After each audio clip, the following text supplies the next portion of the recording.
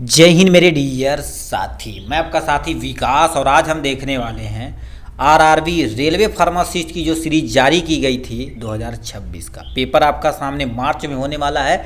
Set number जो शुरू किया गया था आपके सामने पहुंच चुके हैं 5th पे। इसके पहले set number 1, set number 2, set number 3, set number 4 पूरा डिटेल में डिस्कस कर लिए थे। उसके साथ साथ आपको बता देना चाहते थे आप हम क्या क्या इसमें कवर कर लिए थे। 2019 का जो पेपर सोल्यूशन है उसको डिटेल में देख लिए थे। 2015 का एक पेपर देख लिए थे। 2025 का 2 पेपर हम पूरा डिटेल में देख लिए थे। अब ये प्रैक्टिस से जारी किया गया, स्टेप बाय स्टेप ध्यान से सुनिएगा। इस तरह से पेपर आएगा। अब इन सब का यदि आपको पूरे बुक का पीडीएफ चाहिए तो इसमें क्या क्या मिलने वाला है। 2019 का 2 सेट पेपर मिलेगा, 2015 का 1 सेट और 2025 के 2 सेट मिलेंगे फुल एनालिसिस के साथ। ऐसा नहीं कि मतलब इसका ये सही इसका ये सही, पूरा एनालिसिस के साथ आपको दिया जाएगा। ठीक है, क्योंकि देखा जाए तो बच्चों को एनालिसिस बहुत अच्छा लगता है। क्योंकि इसमें देखा जाए तो आपके सामने क्या क्या मिलने वाला है। देखिए ये आपके सामने देखिए 2015 2019 का 2 सेट, 2025 का 2 सेट मिलने वाला। उसके बाद ये जो क्वेश्चन दिया गया देखिए सेट नंबर यहाँ पर एकदम से। अब ये इसको देखेंगे, एक सेट से लेके हम 4 सेट तक कवर के लिए 5वां सेट आपका कंप्लीट होने वाला है, आपके सामने ही रखा गया है। अब इसमें जैसे 2025 का ये पेपर आप देख रहे हैं, इसमें कैसे क्वेश्चन पूछा जाता है। हिंदी इंग्लिश तो आप जानते हैं, दोनों आरआरबी रेलवे फार्मासिस्ट में पूछा जाता है। ठीक है, देखिए ये क्वेश्चन दिया गया है, ये आपके सामने क्वेश्चन इंग्लिश में और प्लस में नीचे आंसर यानी हिंदी में दिया गया। अब इसका आंसर ये दिया गया, कौन आंसर सही है उसको अच्छे तरीके से देखिए एक्सप्लेन किया गया है। हर एक क्वेश्चन आपको ऐसी तरह से पाएंगे। जैसे मान लेते हैं आप सेकेंड नंबर क्वेश्चन देखना चाहते हैं, सेकेंड नंबर का आपके सामने देखिए क्वेश्चन दिया गया, उससे रिलेटेड आंसर कौन सा आंसर तुम्हारे पास सही है उसको यहाँ पर अच्छे तरीके से, और कौन आंसर नहीं सही है उसको पूरा क्रॉस गलत करके बताया गया है क्वेश्चन यहाँ से। अब इसका यदि आपको पीडीएफ चाहिए तो आप डिस्क्रिप्शन में लिंक दिया गया, वहाँ पे आप कांटेक्ट कर सकते हैं, या थंबनेल में देखेंगे नंबर होगा वहाँ पे कांटेक्ट कर सकते हैं। इस पूरे में देखा जाए तो आपके सामने पूरे बुक की प्राइस लगभग 800 रुपये है। 384 पेज है। इसको आप अच्छे से पीडीएफ लेके मोबाइल में आप अच्छे से रिवीजन कर लेंगे तो आपकी नैया पार हो जाएगी। ठीक, तो आपके सामने ये रहा आपकी पीडीएफ की पूरी प्राइस केवल 70 रुपये में आपको पीडीएफ उपलब्ध करा दिया जाएगा आपके व्हाट्सएप पे। ये सारी जानकारी हो गई हो तो अब हम चलते हैं क्वेश्चन नंबर 1 पे। क्वेश्चन नंबर क्या दे रही है आपके सामने यहाँ से। अब इसमें फार्मा प्लस नॉन फार्मा, मतलब तुम्हारे पास जो फार्मा 70 क्वेश्चन रहते हैं, नॉन फार्मा 30 क्वेश्चन रहते हैं, उसको पूरा डिटेल में देखेंगे। पहला क्वेश्चन आपके सामने यहाँ लिख रखा, इसेंशियल मेडिसिन क्या होती है। हर एक बच्चे को पता है इसेंशियल मेडिसिन और डोज मेडिसिन, आवश्यक दवाएं क्या होती हैं। अब देखिए मान लेते हैं ये कि आपके सामने गांव में हॉस्पिटल खुला, क्या होगा हॉस्पिटल में खुला है, इसके इर्द गिर्द जितने भी आपके सामने मनई रह रहे हैं, मतलब आदमी रह रहे हैं, इनके जो भी बीमारी है उसकी आवश्यक, हर एक व्यक्ति की आवश्यकता की दवा यहाँ पर रखी गई है, तो इसी दवा को क्या बोलेंगे, इसेंशियल दवा बोलेंगे। अब ऑप्शन में क्या लिख रखा आपके सामने, diet are needed to treat emergency condition. Emergency condition में जिस दवा का उपयोग किया जाता है उसको क्या बोलते हैं, इमरजेंसी ड्रग्स बोलते हैं। क्या बोलते हैं आपके सामने, इमरजेंसी ड्रग्स बोलते हैं। तो ये तो भैया इसके अकॉर्डिंग रॉन्ग हो जाएगा। ठीक, नेक्स्ट में diet are needed to treat serious in condition, मतलब जिनका उपयोग गंभीर परिस्थितियों में किया जाता है उसी को भी क्या किया जाता है, जैसे कोई एक खतरनाक सिचुएशन आ गया तो उसमें भी हम प्रयोग इसेंशियल के अंतर्गत नहीं आता। नेक्स्ट में लिख रखा डेट यानी satisfy the priority health care need of the population, जो जनसंख्या की प्राथमिकता वाली स्वास्थ्य देखभाल यानी देखभाल की आवश्यकताओं को पूरा करता है। देखिए ये जनसंख्या, इसमें हॉस्पिटल खुला, सबके देख रेख की पर्याप्त मात्रा में यहाँ दवा है तो इस दवा को इसेंशियल ड्रग्स बोला जाएगा। तो सी वाला ऑप्शन क्या हो जाएगा, करेक्ट ऑप्शन हो जाएगा। ठीक, नेक्स्ट में डे यानी क्या लिखा, diet are induce recently into the market, मतलब जो नई अभी लॉन्च की गई है, ठीक है, उसको तुम्हारे पास नहीं बोला जाता। तो ये तुम्हारे पास करेक्ट ऑप्शन डी हो जाएगा यहाँ से। इसके अंतर्गत तुम्हारे पास बहुत सारी दवाइयाँ आती हैं। अब देखिए क्या लिख रखा है, आवश्यक दवाइयाँ वे दवाइयाँ होती हैं जो जनसंख्या के प्राथमिकता मतलब प्राथमिक उपचार वाली स्वास्थ्य देखभाल आवश्यकताओं को पूरी करती हैं, यानी इसेंशियल ड्रग्स कहलाती है। दवा को बुनियादी स्वास्थ्य देखभाल के लिए आवश्यक माना जाता है और इन्हें इनकी यानी का प्रभाव ठीक है। प्रभावकारिता मतलब ऐसे नहीं कि मतलब दवा तो रख दिया गया, प्रभावी भी होना चाहिए, सुरक्षित भी होना चाहिए, लागत प्रभावी, लागत मतलब पैसा भी कम लगना चाहिए, ठीक है। और क्या होनी, सस्ती होनी चाहिए, हर एक जनसंख्या व्यक्ति क्या होगा अपना दवा ले सकता, उसी को इसेंशियल ड्रग्स बोला जाता है। ये पहले आपको कॉन्सेप्ट अच्छे तरीके से क्लियर हो गया। नेक्स्ट में क्या दे रखा बताओ, प्रिस्क्रिप्शन इज, याद रखना प्रिस्क्रिप्शन से आपके एग्जाम में एक क्वेश्चन रखा गया है, कन्फर्म याद रखना। प्रिस्क्रिप्शन बताओ क्या होता है, पहले दे रखा साइन ऑफ हीलिंग मतलब उपचार के संकेत, इसको नहीं, ठीक है। दूसरा तुम्हारे पास डायरेक्शन टू द डॉक्टर, अरे भैया डॉक्टर वक्त तो निर्देश दे, बात ही गलत हो जाएगा। डायरेक्शन टू द फार्मासिस्ट यानी फार्मासिस्ट को निर्देश दिया जाता, सही है। डॉक्टर लिखता है, प्रिस्क्रिप्शन एक तरह का पर्चा होता है, इस पर सारी दवाइयाँ लिखी जाती है और दवा देती है कौन, फार्मासिस्ट है, यानी जो डॉक्टर रहता है तो ये किसको निर्देश देता है आपके सामने, फार्मासिस्ट को। तो pharmacist is the correct option हो जाएगा यहाँ से। नेक्स्ट में आपके सामने क्या दे रही है, direction to the patient, patient अपने से दवाइयाँ नहीं ले सकता, जब तक फार्मासिस्ट के पास नहीं जाएगा तब तक नहीं ले सकता है। ये हो गया। ई नंबर क्वेश्चन क्या पूछ दिया आपके सामने यहाँ पर, तीसरा नंबर EOC यानी EOQ फार्मूला जो तुम्हारे पास आपके सामने दिया गया, ये कहाँ पर होती हैं, जैसे कोई मैन्युफैक्चर कंपनी बैठाई गई है, इसी नियम के अनुसार वो अपना काम करती हैं। तो सबसे पहले देखा जाए तुम्हारे पास क्या लिख रखा है, ई से तुम्हारे पास क्या होता है, ठीक है, ई जो फार्मूला होता है इसके बारे में बताना पड़ेगा। तो फार्मूला सूत्र ये तो सही है, किसके लिए सही है, पहले दे रखा रनिंग कास्ट और ऑर्डरिंग कास्ट और तुम्हारे पास कास्टिंग प्राइस, भैया ये नहीं होता। उसमें क्या होगा, कितना यूज करते हो, कितना ऑर्डर यानी क्या होगा, कितना ऑर्डर किया जाता, कितना कैरी किया जाता, उसी को बोला जाता। तो सी इज़ द करेक्ट ऑप्शन हो जाएगा यहाँ से, ठीक है। तो ये आपके सामने यहाँ से क्वेश्चन दिया गया है। नेक्स्ट में क्या लिख रखा, चौथा number question, onset on of action मतलब क्रिया की शुरुआती है, मतलब तुम्हारे पास अनसेट ऑफ तुम्हारे पास प्रक्रिया किसके अंतर्गत रखी जाती है। ऑप्शन नंबर क्या लिख रखा है, duration take place of the drug safety come with the permission upon the administration, कहने का मतलब प्रयास यानी प्रशासन के बाद दवा के प्रभाव को प्रमुखता में आने वाले लगने वाले जो समय को कहते हैं भैया, इसी को तुम्हारे पास कहते हैं ऑनसेट एक्शन, मतलब कोई दवा खाएं तुरंत एक्शन कर जाते हैं। तो प्रशासन के बाद दवा के प्रभाव की जो प्रमुखता होती है, लगने में जो टाइम लगता है, उसी को यानी ड्यूरेशन टाइम को ऑनसेट टाइम बोला जाता है, ऑनसेट एक्शन या ऑनसेट टाइम बोला जाता है। तो ये वाला करेक्ट ऑप्शन हो जाएगा यहाँ से, ठीक। यहाँ से इसमें याद रखना ऑनसेट एक्शन किस पे, ड्यूरेशन टाइम किस पे डिपेंड करता है, उम्र पे डिपेंड करता है, ठीक है। उसके साथ साथ आपके सामने, ठीक है, वेट पे डिपेंड करता है, आपका वेट कितना है, ठीक है। उसके बाद यदि ओरली ले रहे हैं तो आपके सामने लीवर के फंक्शन पे डिपेंड करता है, क्योंकि यही तुम्हारे पास फर्स्ट पास मेटाबॉलिज्म लीवर ही होता है। इन सब पे डिपेंड करता ऑनसेट एक्शन, जो ड्यूरेशन कितने समय में वो अपने शरीर के ऊपर कितना एडमिनिस्ट्रेशन किया जाए अपनी इफेक्ट को दिखाएगा, उसी को ऑनसेट एक्शन बोला जाता है। नेक्स्ट में आपके सामने क्या लिख रखा, पांचवा नंबर, व्हाट इज द, ठीक, what is duty of pharmacist in hospital after dispensing, कहने का मतलब तुम्हारे पास दवा देने के बाद अस्पताल में फार्मासिस्ट की क्या कर्तव्य होता है, उनकी भूमिका क्या होती है, इसको बताना पड़ेगा पहले। इन्वेंट्री मैनेजमेंट भैया फार्मासिस्ट करता ही करता। मॉनिटरिंग ड्रग सेफ्टी मतलब कोई ड्रग कितना सेफ्टी है उसको भी मॉनिटर करने की जिम्मेदारी इसकी होती है, तो करता ही करता है। नेक्स्ट में तुम्हारे पास पेशेंट काउंसलिंग है भैया करता ये फास यानी हॉस्पिटल में पढ़े होंगे, ठीक है। तो ऑल ऑफ दिस, तो ये डी वाला ऑप्शन क्या हो जाएगा करेक्ट। ये सारा कर्तव्य किसका है, एक अच्छे फार्मासिस्ट की होती है, ठीक। नेक्स्ट में तुम्हारे पास temperature for the cold environment of यानी फार्मेसी, कोल्ड इन्वायरमेंट कितना रखा जाता है, 2 से लेकर 3 डिग्री सेल्सियस होता है। इसमें वैक्सीन हो गए, कुछ एंटी सीरम हो गए, कुछ एंटीबायोटिक हो गए, ये सारी चीज़ें रखी जाती हैं। तो 2 से 8 होता है ये, यानी तुम्हारे पास कितना हो जाएगा यहाँ से, ए वाला ऑप्शन सही हो जाएगा। तो इसमें देखिए क्या क्या रखे जाते हैं, इनकी थोड़ी सी कहानियाँ आप सुन लीजिए। क्या लिख रखा देखिए, फार्मेसी में ठंड वातावरण का तापमान 2 से लेकर 8 डिग्री सेल्सियस होता है। सीमा तापमान संवेदनशील जैसे दवाइयाँ, कुछ टीका हो गए, कुछ इंसुलिन हो गए, और बायोलॉजिकल प्रोडक्ट को स्थिर मतलब स्टेबल रखने के लिए या प्रभाविता को बनाए रखने के लिए मतलब इफेक्टिव बनाए रखने के लिए हमको टेम्परेचर में रखना पड़ता है। देखेंगे आप फार्मेसी खोलेंगे तो आपकी फ्रिज में रखा होगा दवाइयाँ, वही चीज़ बोल रहा है ये।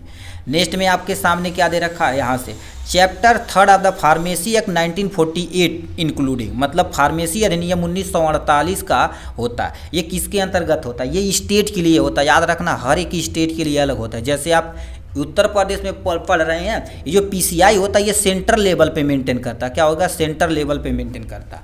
बट ये जो चैप्टर 3 होता है हर एक स्टेट के लिए अलग अलग होता है। तो इसमें तुम्हारे पास जैसे भी उत्तर प्रदेश से पढ़ रहे हैं तो क्या होगा, बीटीयू बोर्ड होता है, बोर्ड ऑफ टेक्निकल एजुकेशन, जो फार्मेसी को मेंशन करता है। ठीक है, तो स्टेट फार्मेसी ऑफ काउंसिलिंग, तो 7वें नंबर का सी इज द करेक्ट ऑप्शन हो जाएगा। ठीक है, ये पीसीआई, ठीक है, यहाँ के बारे में जान रहे हैं, यानी स्टेट फार्मेसी काउंसिलिंग के बारे में होता है। जो पीसीआई क्या कर देता है, हर एक राज्यों के लिए अलग अलग गठन करवाता है और उसकी बैठक भी होती है।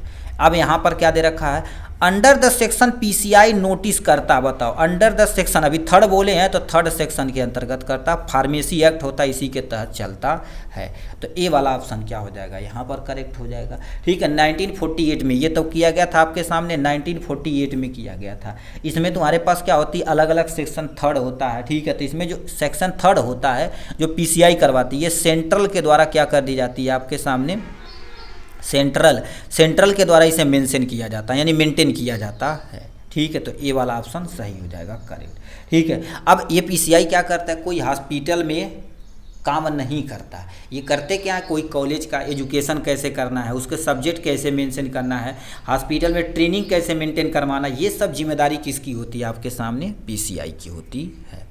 ठीक, नेक्स्ट में 9वां नंबर क्वेश्चन क्या पूछ दिया, इनकी कहानी चलते हैं।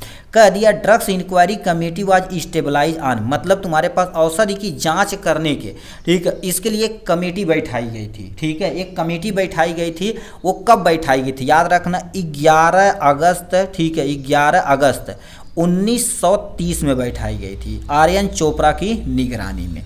ठीक है, कह दिया 11 सितंबर, तो सितंबर भैया गलत हो गया, अगस्त ये सही हो गया, चेयरशिप लेट तुम्हारे पास क्या होगा आपके कब सामने, आर्यन चोपड़ा के द्वारा। ठीक है, तो यानी B is the correct option हो जाएगा, ये हो जाएगा। ठीक ये हो गया आपके। ये करते क्या है, ये इंक्वायरी ये करते हैं कि कोई ड्रग्स खराब तो नहीं बेच रहा है, पीसीआई के अकॉर्डिंग मेंटेन कर रहा है कि कॉलेज की नहीं, कि मतलब फार्माकोपिया के अकॉर्डिंग दवा बना रहा है कि नहीं, मैन्युफैक्चर साफ सुथरा कर रहा है कि नहीं, बैच नंबर सही है कि नहीं, ये सब इंक्वायरी करने की जिम्मेदारी इनकी होती है। नेक्स्ट में क्या लिख रखा आपके सामने, यहाँ पर आ जाते हैं। 10वां नंबर क्वेश्चन क्या ले लिया है, यहाँ पर चलते हैं। 10वां नंबर क्वेश्चन क्या पूछ दिया है, इनकी कहानियाँ आगे की तरफ बढ़ाते हैं। क्या दे दिया गया है, यहाँ पर लिख रखा है हेल्थ सर्वे, मतलब तुम्हारे पास health survey and development committee was stabilize under the chairman, ये किसके चेयरमैन के हिसाब से बैठाया गया था, तो ये जोसेफ विलियम भोर के द्वारा क्या कर दिया गया था, भोरे के द्वारा यह स्थापित किया गया था, इनके अंदर स्टेबलाइज किया गया था। कैसे, यहाँ पर देखिए लिख रखा आपके सामने, स्वास्थ्य सर्वेक्षण और विकास समिति, जिसे भोरे समिति के नाम से भी जाना जाता है, कब 1943 में सर जोसेफ विलियम भोरे की अध्यक्षता में की गई थी। समिति को भारत में स्वास्थ्य स्थिति और सेवाओं को आकलन करने और सुधारने के लिए सिफारिश करने के लिए काम सौंपा गया था। इसमें तुम्हारे पास क्या होगा, इस समिति में सिफारिश में भारत के सार्वजनिक स्वास्थ्य प्रणाली पर नींव रखी गई और बाद में चल के ये क्या कर दिया गया, स्वास्थ्य देखभाल में बहुत सारा सुधार लाया गया, जो किसके द्वारा किया गया, सर जोसेफ विलियम भोरे के द्वारा किया गया था। ठीक है ये हो जाएगा यहाँ से। अब आते हैं 11 नंबर क्वेश्चन क्या पूछ दिया, ड्रग्स कॉस्मेटिक एक्ट कब लागू किया गया था, भाई 1940 में किया गया था, हर एक बच्चे को पता पड़ा है। ठीक, एक्ट वाज अप्रूव, मतलब औषधि तथा प्रसाधन सामग्री अधिनियम की मंजूरी दी गई थी, कब 1940 में। ठीक, 1948 गलत, 1950 1952, तो यह 40 क्या हो जाएगा, करेक्ट हो जाएगा। 1940 में किया गया था, कब, 10 अप्रैल को किया गया था, तो 10 अप्रैल क्या हो जाएगा, करेक्ट हो जाएगा यहाँ से। ठीक, नेक्स्ट में क्या लिख रखा आपके सामने 12 number question, who are the first president pharmacy counselling of India, मतलब पीसीआई के सबसे पहले अध्यक्ष कौन थे। ठीक है, वो तुम्हारे पास क्या थे, के.ई. राजा जी थे। ठीक है, राजा, ये तुम्हारे पास क्या हो जाएगा, करेक्ट हो जाएगा। अब इनकी कहानी थोड़ा सा आप सुन लीजिए इनके बारे में।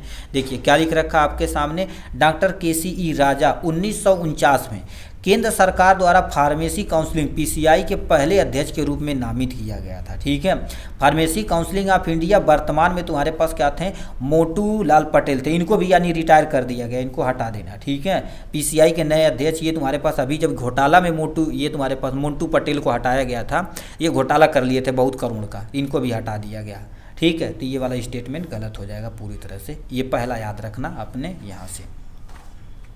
ठीक, नेक्स्ट में तुम्हारे पास क्या लिख रखा है आपके सामने, 13 नंबर क्वेश्चन क्या दे दिया गया है, यहाँ पर चलते हैं। क्या दे रखा है, लिख रखा minimum number of PCT meeting which the should be held early in, मतलब तुम्हारे पास क्या आना चाहिए। ठीक है, ये जो कमेटी करवाती है, ठीक है, इसमें कितने कम से कम होने चाहिए pharmacy counselling.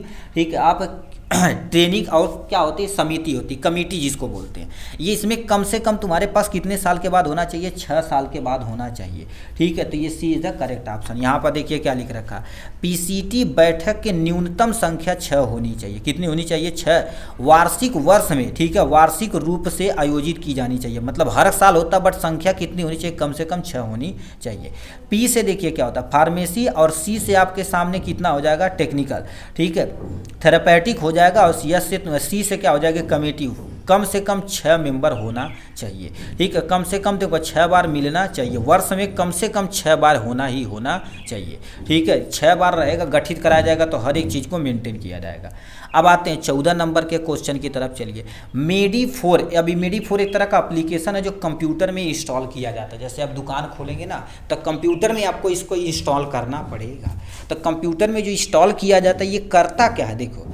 मेडी4 is the computerize service offer by a drugs information system of monitor, मतलब कंप्यूटर में इंस्टॉल रहता है तो हमको कौन सा सूचना देता है, किसकी निगरानी के लिए प्रदान किया जाता है। ये करते क्या है कि कोई दवा, ठीक है, कोई दवा क्या कर देती है, एक दूसरे से इंटरेक्ट होकर, नहीं जैसे दवाइयाँ होती हैं कि ये ड्रग्स है, ठीक है, इसके साथ इंटरेक्ट करके पॉइजन बना देगी, तो उसको यानी ड्रग्स इंटरेक्शन को ये मेंटेन करते हैं, तो ड्रग्स इंटरेक्शन हो जाएगा। क्यों, क्योंकि बहुत सारी दवाइयाँ क्या कर देती हैं, एक दूसरे से रिलेट करके, ठीक है, एक दूसरे से रिलेट करके क्या कर देती हैं, टॉक्सिसिटी प्रोड्यूस कर देती हैं, हार्मफुल इफेक्ट पैदा करती है, जिससे बहुत सारी दिक्कतों को सामना करता पड़ता है। तो एक दवा दूसरे दवा से कैसे इंटरेक्ट करती है, उसको बचाने वाले तुम्हारे पास मेडी4 एप्लीकेशन होता है, ये आपके हॉस्पिटल में होना रहता है।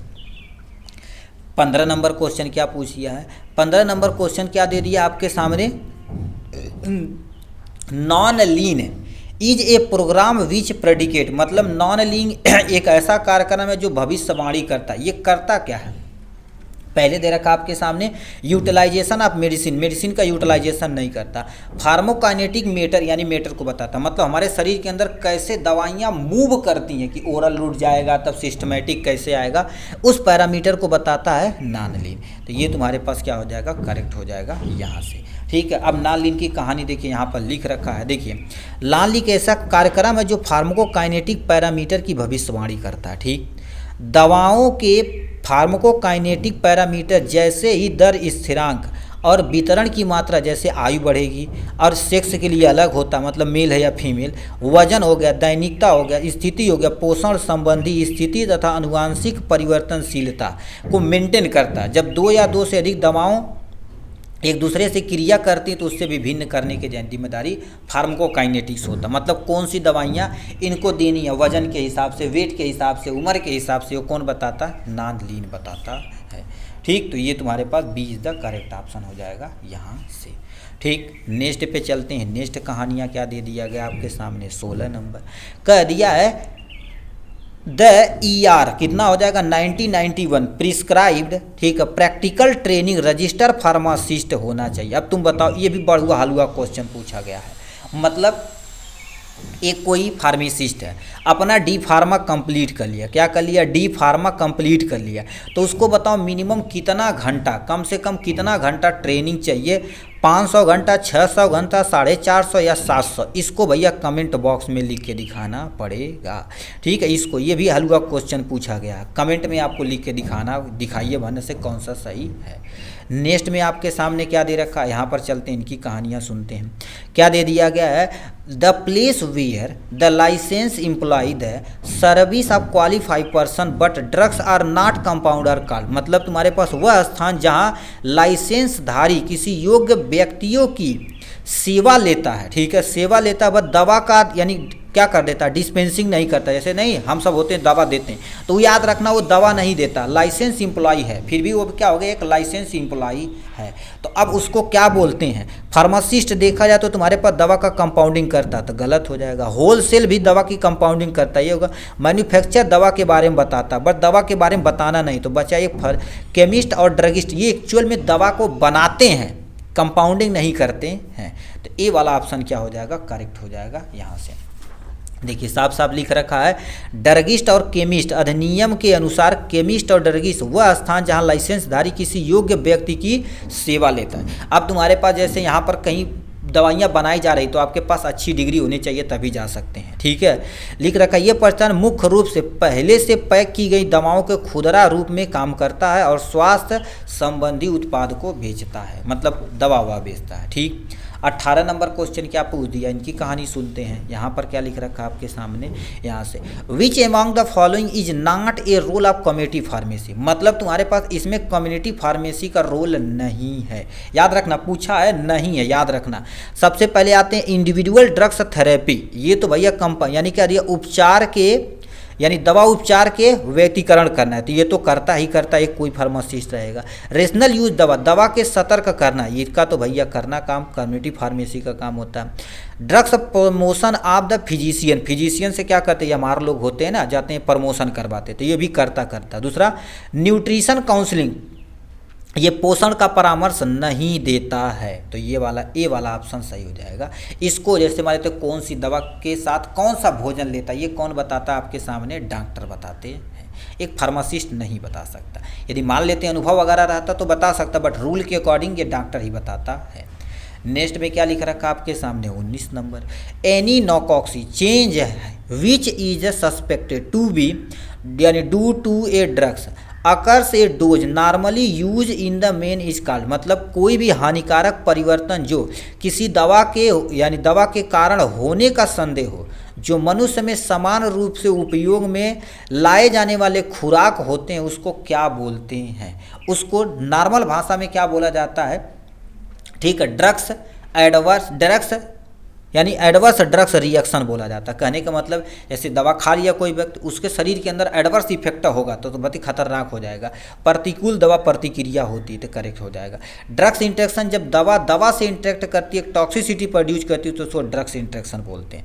मेडिकल एरर, आप मान लेते तुम्हारे पास मेडिकेशनल मतलब मेडिकल में ही क्या होगा, बैच नंबर खराब है या फार्मास्यूटिकल सही से नहीं मिला, प्रिजर्वेटिव नहीं सही से मिला है, तो ये हमारी गलती नहीं है। लाइफ थ्रेटनिंग रिएक्शन, जीवन को खतरा प्रक्रिया, ये भी नहीं है, तो ए वाला ऑप्शन क्या हो जाएगा, करेक्ट हो जाएगा यहाँ से। नेक्स्ट में आपके सामने 20 नंबर क्वेश्चन क्या पूछ दिया, इनकी कहानी सुनिए। लिख रखा आपके सामने ankle oedema is a prominence adverse effect, मतलब खटने, ठीक है, ये तुम्हारे पास टखने मतलब ये वाला चीज़ बोला जाता है कि एडिमा की एक प्रमुख प्रतिकूल प्रभाव है। इसमें से किसका प्रतिकूल प्रभाव है, पहला आपके सामने क्या दे रखा, आपके सामने निफाडिपिन यानी निफाडिपिन, ये तो तुम्हारे पास प्रतिकूल एडवर्स इफेक्ट देता है। क्या दे रखा, कैप्टोप्रिल, ये नहीं करता। निकोरेंडिल होता है, ये भी नहीं करता। प्रोपनालॉल होता है, ये भी नहीं करता। तो ये वाला ऑप्शन क्या हो जाएगा, सही हो जाएगा। अब देखिए क्या लिख रखा आपके सामने, निफाडिपिन जो होता है एक कैल्शियम चैनल ब्लॉकर होता है। यह मुख्य रूप से प्रतिकूल प्रभाव के टखने यानी एंगल एडिमा के कारण बनने के लिए जाना जाता है, ठीक, बनने के लिए जाना जाता है। यह कोशिकाओं से आपस में ऊतक के द्रव जो तुम्हारे पास रिसाव के कारण होता है, जिससे सूजन होती है। और दूसरी वो तुम्हारे पास कैप्टोप्रिल हो गया एक ठीक है, लिख रखा एंजियोटेंसिन कन्वर्टिंग एंजाइम होता है, ठीक है, जो दुष्कर्म के कारण बनने का संभावना होती है। तो ये निफाडिपिन इज द करेक्ट ऑप्शन हो जाएगा यहाँ से।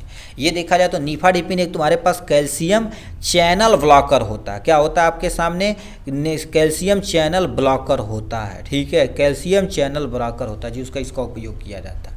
21 नंबर का क्वेश्चन आते हैं यहाँ पर। 21 नंबर क्वेश्चन क्या दे दिया, इनकी कहानी सुनिए। When 2 or more drugs are use in combination to increase the pharmacological action the phenomena known. कहने का मतलब जब औषधि क्रिया बढ़ाने के लिए दो या दो से अधिक दवाओं का संयोग करते हैं, जैसे मान लेते हैं एक कॉम्बिनेशन में नहीं सही हो रहा तो उससे एक दो दवाइयाँ मिला के दी जाती है, तो उसको क्या बोला जाता है, तुम्हारे पास सिनर्जियम बोला जाता है। क्या हो गया, सिनर्जियम बोला जाता है। ठीक है, ये आपके सामने सिनर्जिस बोला जाता है। तो इसमें क्या होती है, ये एक तरह की घटना होती है जिसमें दो या दो से अधिक दवा को आपको एक ही साथ खिला दिया जाता है, चाहे डोज को बढ़ाने के लिए चाहे डोज को घटाने के लिए। ठीक है, तो ऑप्शन में क्या क्या दे दिया गया यहाँ पर, ये तो 10 खत्म हो गया। 21 नंबर नेक्स्ट पे आ जाते हैं। देखिए इसमें ऑप्शन में देख लेते हैं एक बार, इसको यहाँ आप देखिएगा, इसका ऑप्शन तुम्हारे पास यहाँ दिया गया, ऑप्शन यहाँ दिया गया इधर की। ठीक है, तो ऑप्शन इधर दिया गया है, इस पे आते हैं, एक ही साथ लगा देते हैं आपके सामने यहाँ से। ठीक है, तो ये आपके सामने देख सकते हैं, ये हो गया इसका आंसर यहाँ से दिया गया, इसके ऊपर चढ़ा देते हैं, ये हो गया। पहले दे रखा टॉलरेंस, टॉलरेंस मतलब सहनशीलता, जैसे कुछ दवाएँ होती है एक दूसरे के प्रति टॉलरेंस करती हैं, तो ये भैया उसमें नहीं होती। सिनर्जी इधर करेक्ट ऑप्शन हो जाएगा यहाँ से। पोटेंशियल मतलब क्षमता होता है। ठीक है, देखिए इसका तुम्हारे पास कहानी क्या दे दिया गया है यहाँ पर। देखिए सिनर्जी में इस घटना को संदर्भित करता है जहाँ दो या दो से अधिक दवाओं का संयोग करके संयोग में उपयोग उनके व्यक्तित्व प्रभावों को योग से अधिक औषधि प्रभाव उत्पन्न करने के लिए किया जाता है। ये अक्सर लाभ के लिए किया जाता है। जैसे मान लेते हैं कोई व्यक्ति है, एक कॉम्बिनेशन की दवा खिलाई जा रही बट वो सही नहीं हो रहे, तो उन्हें दो या दो से अधिक कॉम्बिनेशन दी जाती है, तो उसको बोला जाता है ठीक सक्रियावाद यानी सिनर्जियम बोला जाता है। नेक्स्ट में क्या लिखा रखा आपकी कहानी, यहाँ पर चलते हैं। नेक्स्ट कहानी क्या दे दिया गया है, यहाँ पर चलते हैं। 22 नंबर क्वेश्चन की तरफ रुक करते हैं। 22 नंबर क्या दे दिया है, इनकी कहानी सुनते हैं। कह दिया adrenergic blocker that exit in the polymorphic is, मतलब इसमें से कौन से ऐसी दवाइयाँ हैं जो एडनर्जिक ब्लॉकर के तौर पे प्रयोग की जाती हैं।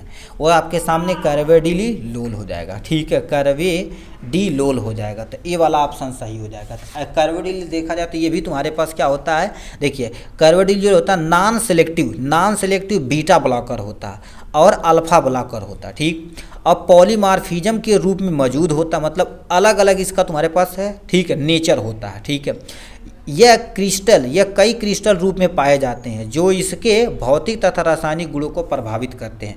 ये जो तुम्हारे पास क्या होता है बाबू, नॉन सेलेक्टिव, याद रखना गैर चयनात्मक, जिसको नॉन सेलेक्टिव बीटा ब्लॉकर बोलते हैं। उसके साथ साथ अल्फा ब्लॉकर भी होता है, अवरोध रोकने का काम करता है। ये तो ब्लॉक करेगा, अवरोध मतलब अल्फा को इनहिबिट करने का काम करेगा, रोकने का काम करेगा। ठीक है, तो ये करेक्ट हो जाएगा यहाँ से। अब एस्पिरिन की कहानी दे रखा आपके सामने। एस्पिरिन भी थोड़ा सा, एस्पिरिन प्रोलॉन्ग ब्लीडिंग टाइम, मतलब तुम्हारे पास टाइम बाई इनहिबिटिंग इस सिंथेसिस, मतलब एस्पिरिन, ठीक है, एस्पिरिन जो खाते हैं किसके संश्लेषण को बाधित करके रक्त स्राव को बढ़ा यानी समय को बढ़ाता है, मतलब जो तुम्हारे पास है ठीक है ब्लीडिंग टाइम है उसको बढ़ाने का काम इनका होता है। ठीक है, तो ऑप्शन में क्या क्या दे दिया गया, सबसे पहले ठीक है आपके सामने साइक्लिक यानी क्या लिखा रखा, एडेनोसिन मोनोफॉस्फेट प्लेटलेट का होता है। प्लेटलेट में तुम्हारे पास नहीं, वो थ्रोम्बोसिन पे काम करता है, जो थ्रोम्बिन ए प्लेटलेट, यहाँ पर देखो लिख रखा थ्रोम्बोजेन ए इज इन ए प्लेटलेट, मतलब प्लेटलेट में यही बढ़ता है तभी काम करता है, तो डी वाला ऑप्शन करेक्ट हो जाएगा। कैसे काम करता है देखिए, एस्पिरिन एक non steroidal anti inflammatory drugs होता है। ठीक, जो एंजाइम साइक्लोऑक्सीजेज जिसे हम कॉक्स बोलते हैं, क्या बोलते हैं आपके सामने, कॉक्स को रोकता है। विशेष रूप से प्लेटलेट जो कॉक्स 1 होता है ठीक है को अपरिवर्तित रूप से रोक देता है, जिससे तुम्हारे पास क्या होगा, थ्रोम्बोक्सिन A2 होता है, वो संश्लेषित करने के लिए जिम्मेदार होता है। थ्रोम्बोक्सिन A जो होता है प्लेटलेट को एकत्रित करके ब्लड क्या होगा है, ब्लीडिंग को रोकने के यानी बढ़ाने को काम करता है। ठीक, तो ये आपके सामने कहानी हो गई है डी के बारे में। ठीक, नेक्स्ट पे आते हैं आपके सामने और कहानी क्या दे दिया गया है यहाँ पर 24 नंबर कह दिया anti hypertensive drugs combination. Anti hypertensive drugs क्या होती है, ऐसी दवाइयाँ जो हाइपर टेंशन को कम करने के लिए प्रयोग की जाती हैं और कॉम्बिनेशन में होती हैं और उसको हमको एवॉइड करना चाहिए। एक्सेप्ट मतलब एक्सेप्ट दिया गया। सबसे पहला एग्जांपल आपके सामने यहाँ दे रखा है एम्लोडिपिन, और तुम्हारे पास क्या हो जाएगा डीजीटेम, इसको तो प्रयोग करना ही करना नहीं चाहिए, इसको तुम्हारे पास क्या करना चाहिए, अवॉइड ही नहीं करना चाहिए। ठीक, क्यों, अब यहाँ पर देख रखा है लिख रखा है हाइड्रोक्सीपिरिडीन कैल्शियम चैनल ब्लॉकर है, मतलब ये तुम्हारे पास क्या होगा, कैल्शियम चैनल अवरोधक इनहिबिटर होती हैं, ठीक है, एम्लोडिपिन को गैर, ठीक है, गैर हाइड्रो, ठीक है, हाइड्रोपेरेडिन कैल्शियम चैनल इनहिबिटर कहते हैं, जिसमें यानी क्या होता है, डिल्टीजेम होता है, के साथ संयोजित करके रक्त यानी रक्तचाप हाई ब्लड प्रेशर को अत्यधिक कम कर देता है। ये दोनों मिलकर एक बार हचाक से क्या करेंगे, ब्लड प्रेशर को कम करेंगे, जिससे हृदय की गति कम हो जाएगी, ब्रेडिकार्डिया, कभी कभी हार्ट बंद हो जाएगा, स्टॉप हो जाएगा, ब्लॉक हो जाएगा, आदमी की डेथ हो जाएगी। तो इसको हमें क्या करना है, अवॉइड करना है, ठीक। 25 नंबर क्वेश्चन क्या दे दिया गया है, यहाँ पर आ जाते हैं, क्या देगा, diffusion hypoxia is likely to occur only after the use of nitrous oxide. Nitrous oxide यदि एनेस्थीसिया पढ़े होंगे तो उसमें गैसियस एनेस्थीसिया पढ़े होंगे, ठीक है। तो कह दिया आपके सामने डिफ्यूजन हाइपोक्सिया है। डिफ्यूजन क्या होता है, जब कोई गैस मॉलिक्यूल हायर कॉन्सेंट्रेशन से लोअर कॉन्सेंट्रेशन की तरफ मूव करता तो उसको बोला जाता है। तो उसको नाइट्रस ऑक्साइड दिया गया बिकॉज इट, ठीक है, बाद में दिया गया, लिख रखा है यानी क्या लिखा, प्रसार हाइपोक्सिया नाइट्रस ऑक्साइड के उपयोग के बाद होने वाली संभावना होती है। मतलब ये यदि दवा प्रयोग किया जाए तो उसके बाद क्या क्या संभावना देखने को मिलती है। पहला ऑप्शन दे रखा है रिस्पायरेटरी डिप्रेशन, नाइट्रस ऑक्साइड देखा जाए तो रिस्पायरेटरी डिप्रेशन नहीं करता। जैसे में have low blood solubility and तुम्हारे पास हाई कॉन्सेंट्रेशन होता है, तो B is the correct option हो जाएगा यहाँ से, ठीक है। ये अब इसको थोड़ा सा देखने में दिक्कत होती है, क्यों, देखो परासर हाइपोक्सिया नाइट्रस ऑक्साइड का उपयोग के बाद होने वाली संभावना, क्योंकि रक्त में अघुलनशीलता, घुलनशीलता कम हो जाती है, और क्योंकि गैसियस स्टेज में होता है, हीमोग्लोबिन इसका बाइंडर नहीं करता है। उपयोग रक्त, देखो उपयोग उच्च सांद्रता में किया जाता है, इसको उपयोग उच्च सांद्रता में किया जाता है। प्रसार हाइपोक्सिया आमतौर पे तब होता है जब कोई मरीज एक ही समय में उच्च सांद्रता 2 गैसों के सांस के जरिए अंदर ले लेता है। जैसे मान लेते हैं पॉइजनिंग हो जाती है, जैसे आपके सामने कार्बन मोनोऑक्साइड की पॉइजनिंग वगैरह होती है, तो ठीक। नेक्स्ट में क्या लिख रखा, 26 number, insulin is response for maintain. अब इंसुलिन की कहानी सुनिए।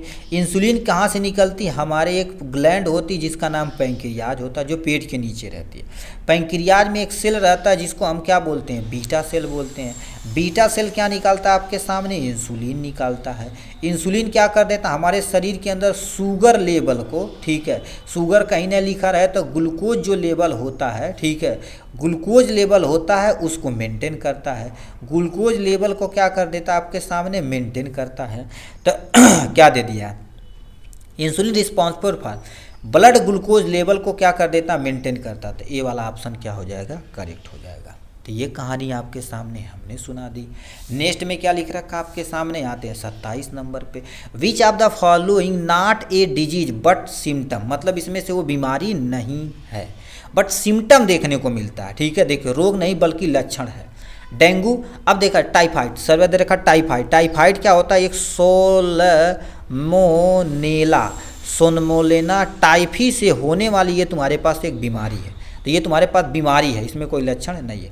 डेंगू तुम्हारे पास क्या हो जाएगा, एक एडीज मॉस्क्यूटो होता है, उसको काटने से होता है, ठीक है। खसरा तुम्हारे पास, खसरा भी तुम्हारे पास एक तरह का बीमारी, जैसे मीसल्स, ये भी वायरल होने का चांस होता है, वायरस से होता है।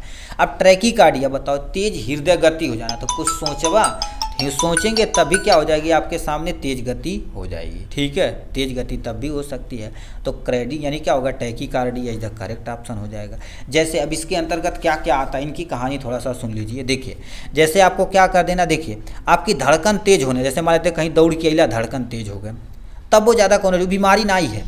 चक्कर आना या सर दर्द करना, तभी कोई बीमारी नहीं है। किसी चक्कर आना मान लेते पानी की कमी हो गई, न्यूट्रिशन की कमी हो गई है, तो ये कुछ समय के बाद ठीक हो जाएगी। शॉर्टनेस ऑफ ब्रीदिंग, मतलब सांस फूलना, ये तुम्हारे पास किस तरह का बीमारी नहीं, एक तरह का लक्षण है कि पर्याप्त मात्रा में नहीं सांस ले। चेस्ट पेन कभी कभी किसी कारण से हो सकता है। थकान, ये सब बीमारी नहीं, ये सब लक्षण है, ठीक। अब इसको लंबे समय तक अनदेखा करेंगे तो आपको होने का चांस बन जाएगा बीमारी, ठीक। नेक्स्ट पे आपके सामने, which of the following specialization to treat cancer. मतलब इसमें से ऐसे कौन से चीज़ है जो कैंसर को ट्रीटमेंट करते हैं। आर्थोपेडिक, आर्थोपेडिक बताओ, ऐसे डॉक्टर होते हैं जो बोन से रिलेटेड काम करते हैं, ठीक है, बोन रिलेटेड। अब आपके सामने पेडियाट्रिक, जो किससे, चाइल्ड को देखभाल करते हैं, ठीक है। या आपके सामने चिल्ड्रन, जो छोटे बच्चे होते हैं। पल्मोनोलॉजिस्ट जो किसको केवल और केवल देखते हैं, लंग्स को देखते हैं। अंगोल यानी क्या होता है, एंकोलॉजिस्ट ऐसे होते हैं जो कैंसर का ट्रीटमेंट करते हैं, कैंसर को ट्रीटमेंट करने के लिए प्रयोग किए जाते हैं, उसको ऑन्कोलॉजी बोला जाता है। ऑन्कोलॉजी उसी की पूरी ज़िंदगी स्टडी करते हैं। तो सी इज़ द करेक्ट ऑप्शन हो जाएगा यहाँ से। ठीक ये हो गया आपके सामने, ये कैंसर के उपचार करते हैं। 29 नंबर कहानी पे चलते हैं। ए हेल्दी इंडिविजुअल है दस यानी सिस्टोलिक प्रेशर इज कितना होता है, याद रखना। अब नॉर्मल देखा जाए तो 120 और 80 mmHg होता है, ऐसे आप ब्लड प्रेशर को मेंटेन करते हैं, ऐसे देखे होंगे। जो 80 वाला होता है, ठीक है, आप पहले समझते हैं 120 वाला। 120 जो प्रेशर होता है उसे सिस्टोलिक प्रेशर बोलते हैं। क्या बोलते हैं, सिस्टोलिक प्रेशर। और ये तुम्हारे पास सिस्टोलिक प्रेशर मतलब दाबने का प्रेशर ज़्यादा होता तो सिस्टोलिक प्रेशर। अब ये जो तुम्हारे पास 80 वाला होता है इसको हम क्या बोलते हैं, डायस्टोलिक प्रेशर बोला जाता है। तो हमसे पूछा सिस्टोलिक सिस्टोलिक 120 होता है, ये नॉर्मल की बात की रही है, तो 120 mmHg करेक्ट हो जाएगा। ये डायस्टोलिक होता है, तो 120 इज द करेक्ट ऑप्शन हो जाएगा। आते हैं 30 नंबर पे, तुम्हारे पास क्या होता है, MDI मीटर, ठीक है, डोजेज इनहेलर होता है। इसको फुल फॉर्म क्या होता है, यम से तुम्हारे पास मीटर्ड होता है, डी से डोज होता है, आई से इनहेलर होता है। इसका उपयोग तब किया जाता है जैसे आप देखे होंगे ऐसा वाला यंत्र, ठीक है, ऐसे वाला देखेंगे ना, इसमें मुंह के अंदर लेके इसको दाबते हैं, ऐसे ऐसे दाबते हैं, ठीक है। तो वो कब किया जाता है, अस्थमा में किया जाता है, ठीक है। तो अस्थमा सांस वाली प्रॉब्लम रहती तब प्रयोग किया जाता है। जैसे किसी को मान लेते हैं COPD हो गया, क्रोनिक ऑब्स्ट्रक्टिव पल्मोनरी डिजीज हो गया, तब भी प्रयोग कर सकते हैं। तीत एक में नहीं प्रयोग कर सकते, तीत में एक में एक दवाइयाँ होती है जिसको हम क्या बोलते हैं, कैटो, ठीक है, कैटोरॉल, ठीक है, ये आपके सामने कैटोरॉल DT का नाम सुने होंगे। कैटोरॉल DT जो दांत दर्द में बहुत तगड़ा काम करता है। लीवर डैमेज भैया नहीं प्रयोग कर सकते। मल न्यूट्रिशन मतलब न्यूट्रिशन की कमी, तो उनको खाना खिलाएंगे ना, इनहेलर थोड़ी ना देंगे। तो ए वाला ऑप्शन करेक्ट हो जाएगा यहाँ से। अब आते हैं पेलाग्रा, ये डिफिशियंसी ऑफ मैनिफेस्टेशन मतलब पेलाग्रा किस विटामिन की कमी से होता है। अब पेलाग्रा देखा जाए तो तुम्हारे पास विटामिन B3 की कमी से होता है, यही क्वेश्चन 2019 में पूछा गया था, ठीक। विटामिन B3 की कमी से होता है, जिसका केमिकल नाम क्या होता है आपके सामने, नियासिन होता है। क्या होता है, नियासिन या नियोटिनिक एसिड के नाम से जाना जाता है। तो ये आपके सामने ही हो जाए। विटामिन A की कमी से तुम्हारे पास क्या होता है, नाइट ब्लाइंडनेस हो जाता है।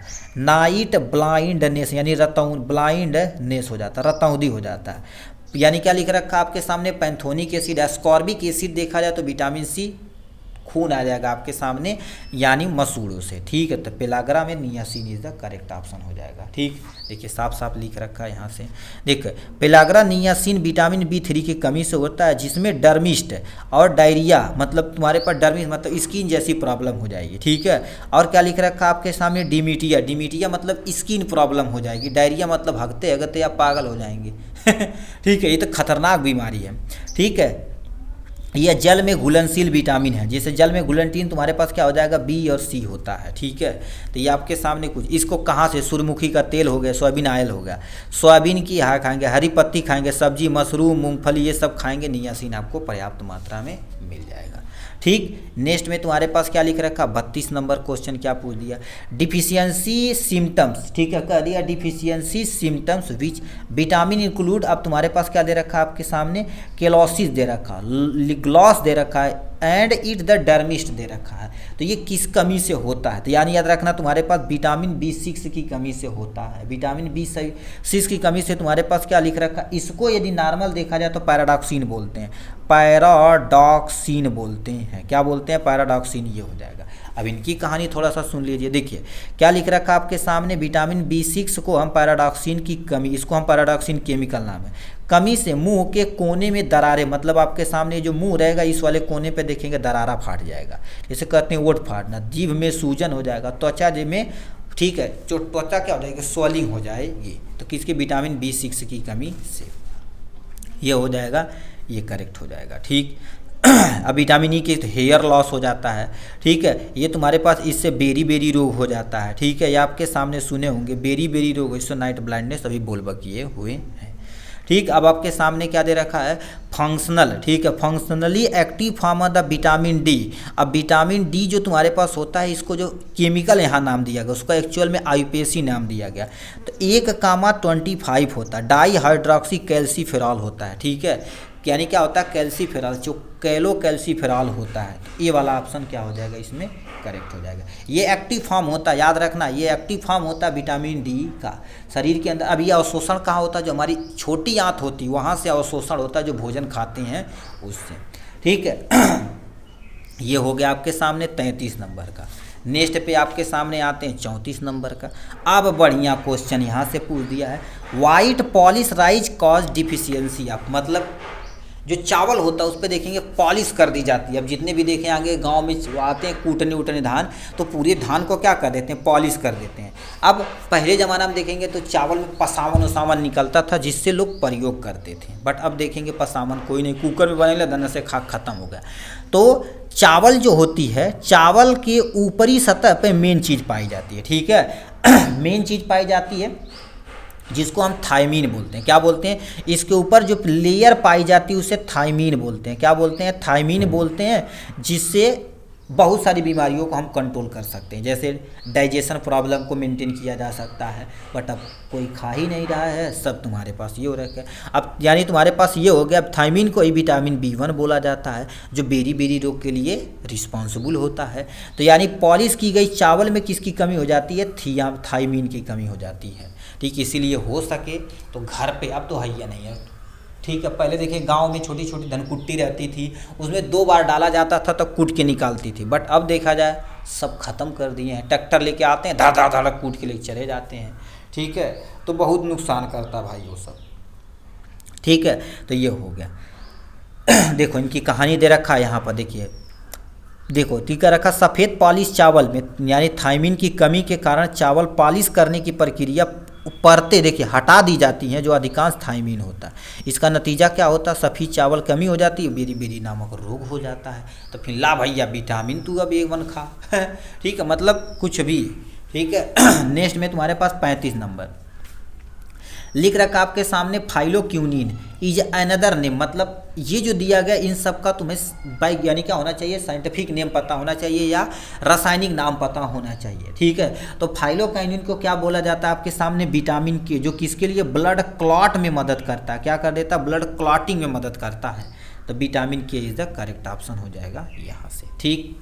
ये हो गया। अब आते हैं 36 नंबर क्वेश्चन। तो तुम्हारे पास क्या दे रखा है, 36 नंबर लिख रखा आपके सामने, जैरोथैल्मिया होता है, is causes by the deficiency of the vitamin, मतलब तुम्हारे पास क्या लिख रखा, जैरोथैल्मिया किस विटामिन की कमी से होलल हो, विटामिन ए की कमी से होता है, ठीक है। ये आँख संबंधी तुम्हारे पास समस्या है, ठीक है। देखिए क्या लिख रखा आपके सामने, ये तुम्हारे विटामिन ए लिख रखा, यानी थैलेमिया विटामिन ए की कमी के कारण होता है। उम्र के साथ आपके विभिन्न विकार लग रहे थे, जैसे तुम्हारे पास रतौंधी हो गया, ब्लॉट स्पॉट हो गया, मतलब आपको ठीक है बीटोट स्पॉट हो जाएगा, अल्सरेशन हो जाएगा, नाइट ब्लाइंडनेस हो जाएगा। तो ये सब सारी चीज़ें विटामिन ए की कमी से होती है, ठीक है। तो ये आपके सामने हो जाएगा, यहाँ से vitamin A is the correct option हो जाएगा यहाँ से।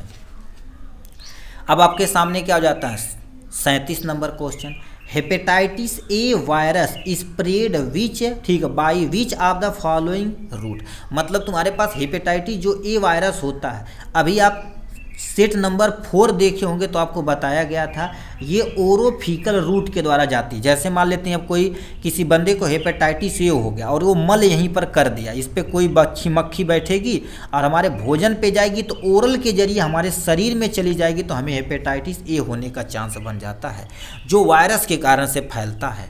तो ओरल फीकल रूट के द्वारा हमारे शरीर में जाता है। इसलिए खाना जहाँ ढक के रहा रहे वो इसी को खाइए, ठीक है। ऐसे जगह खाइए जहाँ मक्खियाँ न के बराबर हो, पूरी तरह से ख़त्म कर दी जाना चाहिए। बैठ के घर में खाइए तो और सूटेबल रहेगा। आपके सामने फुल फॉर्म में मीनिंग ऑफ तुम्हारे पास MMR वैक्सीन। अब ये वैक्सीन क्या होता है, इसके लिए हम आपको बताते हैं, इसका फुल नेम DPT वैक्सीन का फुल फॉर्म लिख के आप कमेंट बॉक्स में लिखाइए, हम आपको MMR का फुल नेम निकालते हैं। यम से तुम्हारे पास क्या होती है, आपके सामने यानी क्या होता है, मीसेल्स होता है, ठीक है। और दूसरा आपके सामने मम्स होता है जिसको गलसुआ रोग बोलते हैं। और R से तुम्हारे पास क्या होता है, रूबेला वायरस होता है। क्या हो जाता है आपके सामने, रूबेला वायरस। कहीं दे रखा है रेबीज, भैया गलत, ये सही है, ये तो गलत हो जाएगा, ये तो भैया पूरी तरह से गलत हो गया। D measles mumps and rubella virus होता है, ठीक है। तो ये कहानी दी गई आपके सामने 38 नंबर की। अब कहानी ना सुनना चाहिए, देखिए खसरा मम्स रूबेला के रूप में प्रयोग किया जाता है, ये कॉम्बिनेशन में आता है। अब यहीं पर आप कमेंट में डीपीटी का फुल फॉर्म आप लिख के कमेंट बॉक्स में लिख के दिखाइए। 2 क्वेश्चन आपको मिल चुका है, ठीक है। नेक्स्ट में आपके सामने कितना हो जाएगा, 39 नंबर क्या लिख रखा, ह्यूमन बर्ड फ्लू, मतलब अभी देखेंगे बर्ड फ्लू फैला हुआ था, मुर्गी उर्गी बड़ी सस्ता हो गई, 50 रुपये हम 2 ही ले जा। कोरोना में तो देखेंगे बल भर लोग खाए हैं, अभी गाँव पे हमारे था बगल में, ठीक है, हम नहीं खाते भाई, अब बगल में ही था तो 50 रुपये दा 2 मुर्गा ले जा, बाल भर काट के खाता है ना सब कोरोना भर घरे बैठा लाना पीटना बाकायदे से, ठीक है। तो ये कहानी बोल दे रही है, तो ये कह दिया तुम्हारे पास human bird flu is causes by, किसके द्वारा होता है, यानी तुम्हारे पास क्या होता है, इसमें देखिए यहाँ पर H1 ये नहीं होता है, H5 होता है और N1 होता है, कहीं दे रखा है H5, C is the correct option हो जाएगा।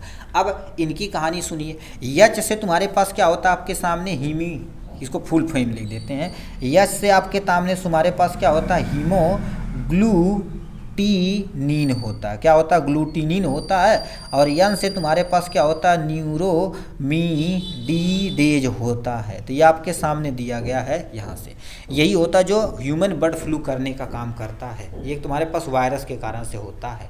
ये मोस्टली जानते हो किसको इफेक्ट करता है, बर्ड्स वगैरह को, ठीक है, ये हो जाएगा। नेक्स्ट में क्या कहानी पहुंच चुकी है, आगे चलते हैं, यहाँ पर चलते हैं 40 नंबर क्वेश्चन की तरफ, ठीक है। 40 नंबर क्वेश्चन की तरफ कहानी चलती है आगे की तरफ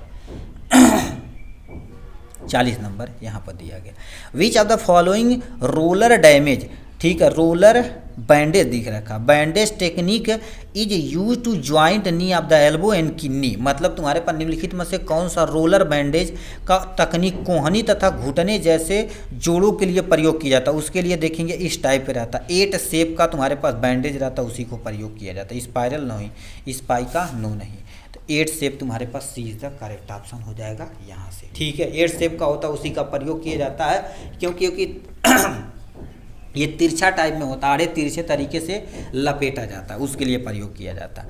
41 नंबर क्या प्रयोग किया जाता है यहाँ पर, विच of the following shock happen is, ठीक है, in the state of the severe reaction the drugs, ठीक है, इन द बॉडी, मतलब निम्नलिखित में से कौन सा झटका शरीर में किसी दवा के गंभीर प्रतिक्रियाओं की स्थिति को में होता है।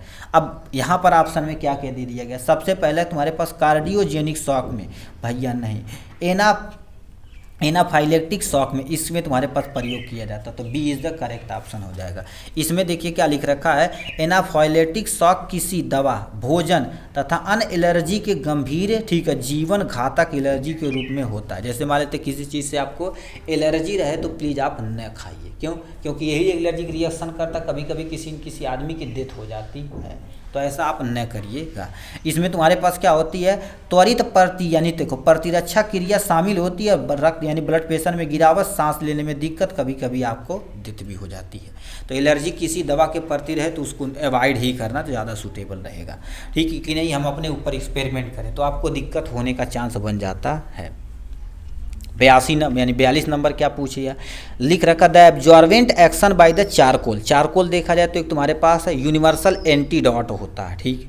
Colin come under which mechanism of drugs action, किसके अंतर्गत रखा जाता है, तो ये सब देखा जाए तो फिजिकल के अंतर्गत आता है, फिजिकल एक्शन काम करता है, ठीक है, physical action is the correct option हो जाएगा यहाँ से, ठीक है। केमिकल रिएक्शन ये काम करता नहीं है। देखिए ये तुम्हारे पास क्या लिख रखा, चारकोल हो गया और तुम्हारे पास कोयलिन, ठीक, द्वारा अवशोषक क्रिया भौतिक क्रिया है, यानी सोखने का काम करता है, क्योंकि अभी बोले एंटीडॉट के तार के प्रयोग किया जाता है, कैसे पॉइजनिंग हो गई ना तो ये धीरे धीरे उसको सोख के उसकी एक्टिविटी को ख़त्म कर देता है, ठीक है, तो इसके लिए प्रयोग किया जाता है, ठीक, तो फिजिकल स्टेटमेंट हो जाएगा।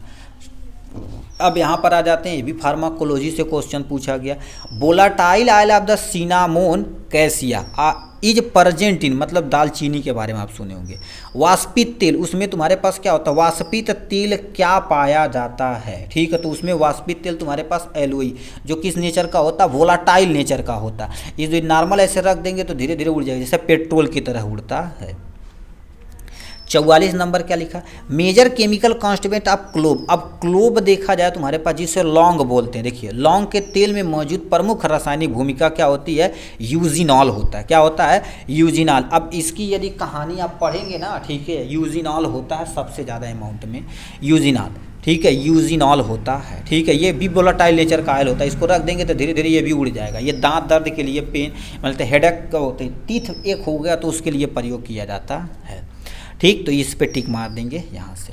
45 नंबर क्या लिख रखा है, Eugenia caryophyllus is botanical name of the clove होता है। क्लोव का यूजिनेलिया, ठीक है, इसका बोटेनिकल नेम होता है, ठीक है, मतलब साइंटिफिक नेम हमसे पूछा हुआ है, ये भी क्लोव ही होता है। क्लोव पे टिक मार देंगे। नेक्स्ट में आपके सामने 46 नंबर, ये भी इधर आसान क्वेश्चन पूछा है। Mitochondria the principal produce by ATP, याद रखना एटीपी निकालती है, एडेनोसिन ट्राइफॉस्फेट निकालती है विद द हेल्प ऑफ, देखिए सबसे पहले जो ग्लूकोज होता है ग्लाइकोलिसिस में इंटर करता है तो जाके क्या बनाता है आपके सामने, पाइरूवेट बनाता। अब ये पाइरूवेट किस में जाएगा, माइटोकॉन्ड्रिया में जाएगा और क्रेब्स साइकिल तथा ईटीएस के द्वारा क्या कर दिया जाएगा, एटीपी का प्रोडक्शन किया जाएगा। एक ग्लूकोज मॉलिक्यूल टूट के 38 एटीपी का निर्माण करता है। कितना, 38 एटीपी का निर्माण करता है। तो ATP is the correct option हो जाएगा। और याद रखना माइटोकॉन्ड्रिया को ही power house of the cell बोला जाता है, ठीक। तो ATP is the correct option हो जाएगा। अब एटीपी क्या होती है, हमारे सेल की करेंसी होती है, नहीं तुम्हारे पास करेंसी आप सेल पूछे तब भी एटीपी पे टिक मार देना यहाँ से। नेक्स्ट में आपके सामने गोल्जी बॉडी यार, ठीक है, इन्वॉल्व इन द, मतलब गोल्जी बॉडी की डिस्कवरी किए थे कमिलो गोल्जी नामक वैज्ञानिक। ये सेल के अंदर होता है स्ट्रक्चर नुमा। ये क्या करता है, जैसे प्रोटीन राइबोसोम बनाता है, उसको जो बनाया हो उसको स्टोरेज करने का काम करता है, तक और एक जगह से दूसरे जगह भेजने का काम करता है। ऑप्शन में क्या दे रखा आपके सामने, गाल्जी बॉडी प्रोटीन स्टोरेज इन व्हीकल के फॉर्म में, भैया सही है। सिंथेसिस ऑफ प्रोटीन, ये किसका काम है, आपके सामने सुने होंगे राइबोसोम के बारे में, इनकी कहानी है। प्रोडक्शन ऑफ एनर्जी किसकी जिम्मेदारी है आपके सामने, माइटोकॉन्ड्रिया की जिम्मेदारी है। Moment of cell of organelle with in the cell, उसको क्या बोलते हैं, फार्माकोकाइनेटिक्स बोलते हैं। सेल के अंदर ही मूव करना, ये हो जाएगा, ठीक। तो ये तुम्हारे पास A is the correct option हो जाएगा यहाँ से। ये क्या कर रहा था, पैकेज के फॉर्म में स्टोरेज कर रहा था, जब जरूरत रहती थोड़ा थोड़ा थोड़ा थोड़ा देता है। तो ए वाला ऑप्शन हो जाएगा, करेक्ट हो जाएगा, ठीक। तो ये आपके सामने कितना हो जाएगा, आपके सामने 46, अब यानी 47 हो जाएगा। 48 नंबर क्वेश्चन की तरफ रुक करते हैं आपके सामने यहाँ से, इसको थोड़ा सा शार्प कर लेते हैं। 48 नंबर क्वेश्चन पढ़िए, ठीक है। 48 नंबर क्वेश्चन क्या दे दिया गया, इनकी कहानी पढ़िए यहाँ से। 48 नंबर क्वेश्चन समझिए क्या दिया गया है, क्रोमोसोम आर प्रेजेंट इन, बताइए क्रोमोसोम बताओ कहाँ पर प्रेजेंट होता। अब यदि थोड़ा सा आप देखे होंगे, ठीक है, यहाँ से किनकी कहानी सुने होंगे, क्रोमोसोम आर प्रेजेंट इन, यदि सेल के अंदर आप देखे होंगे न्यूक्लियस, न्यूक्लियस के अंदर धागे नुमा संरचना होती है, तो यही आगे इसको क्रोमेटिन बोलते हैं, जो आगे चल के क्या बनाता है, क्रोमोसोम बनाता है। न्यूक्लियोलोलस ये केंद्रक के अंदर पाया जाता है, तो ये गलत हो जाएगा। न्यूक्लियस के अंदर तुम्हारे पास क्रोमोसोम पाया जाता है, किसके रूप में, क्रोमेटिन के रूप में, जो आगे चल के क्रोमोसोम का निर्माण करता है। मानव में जो क्रोमोसोम होता कितना होता, 46 नंबर होता, मान लेते 23 जोड़ा कहे पेयर में, ठीक है, तो उस पर भी आप टिक मार देना, ये हो जाएगा। लाइसोसोम क्या, साइटोप्लाज्म में क्या होता है, सेल के अंदर जो तुम्हारे पास लिक्विड वाला पार्ट होता है उसको साइटोप्लाज्म बोलते हैं। अब लाइसोसोम क्या होता है, सेल के अंदर जो रक्षा करने का काम करता है, सैनिक का काम करता है। इसके पास डाइजेस्टिव एंजाइम होती है जो किसी भी बैक्टीरिया, वायरस, फंजाई को मार के ख़त्म कर देता है। तो ये हो जाएगा, हमसे क्रोमोसोम पूछा है तो B is the correct option हो जाएगा यहाँ से, ठीक। नेक्स्ट में क्या दे दिया गया, इनकी कहानी आगे की तरफ बढ़ाते हैं। आगे क्या दे दिया गया आपके सामने, 49 number, red pigment haemoglobin are present, मतलब ब्लड देखा जाए तो ब्लड की कहानी सुनिए। ये आपके सामने कितना हो जाएगा, ब्लड। अब ब्लड के अंदर तुम्हारे पास क्या होता है, यहाँ पर प्लाज्मा होता है, ठीक है, ये आपके सामने प्लाज्मा होता है। उसके बाद सेल होता है, सेल के अंदर आरबीसी होता है, डब्ल्यूबीसी होता है, और यहाँ से आपके सामने प्लेटलेट्स होता है। इतने चीज़ होते हैं। तो ये जो तुम्हारे पास हीमोग्लोबिन के कारण आरबीसी रेड कलर का होता है, किसके कारण से, रेड कलर का होता है, ठीक। डब्ल्यूबीसी में किसी भी तरह का तुम्हारे पास पिगमेंट नहीं पाया जाता, ये वाइट कलर का होता है, ये लड़ने में मदद करता। और हीमोग्लोबिन क्या कर देता है, एक ऑक्सीजन को एक जगह से दूसरे जगह ट्रांसपोर्ट करने का काम होता। WBC क्या कर देता, डिफेंस का काम करता है, यानी लड़ने का काम करता। प्लेटलेट देखा जाए तुम्हारे पास क्या होगा, ब्लड को क्लॉट करने में मदद करता है। सेल वॉल केवल और केवल किस में पाया जाता है, प्लांट में पाया जाता है, वो भी सेलुलोज का बना होता। इतनी कहानी इनकी हो गई। यहाँ से इनकी कहानी इन्हीं की जुबानी चल देते हैं। देखिए क्या दे रखा, QRS कॉम्प्लेक्स इन ECG अब यदि करवाएंगे तो ऐसे करके ऐसे हो जाएगा यहाँ से। तो ये करिए QRS प्लस, यानी जो तुम्हारे पास QRS जो होता है उसे डीपोलराइजेशन व्हीकल बोलते हैं, वेंटिकुलर डीपोलराइजेशन होता है। ठीक है, वेंटिकुलर क्यों, क्योंकि ब्लड यानी ये आपके सामने हृदय, ये आपके सामने लेफ्ट आर्ट्रियम और लेफ्ट वेंट्रिकल होता। तो जब वेंट्रिकल डीपोलराइजेशन होता उसी के कारण आपसे सामने ये ग्राफ बनता है। तो ए वाला ऑप्शन करेक्ट हो जाएगा यहाँ से।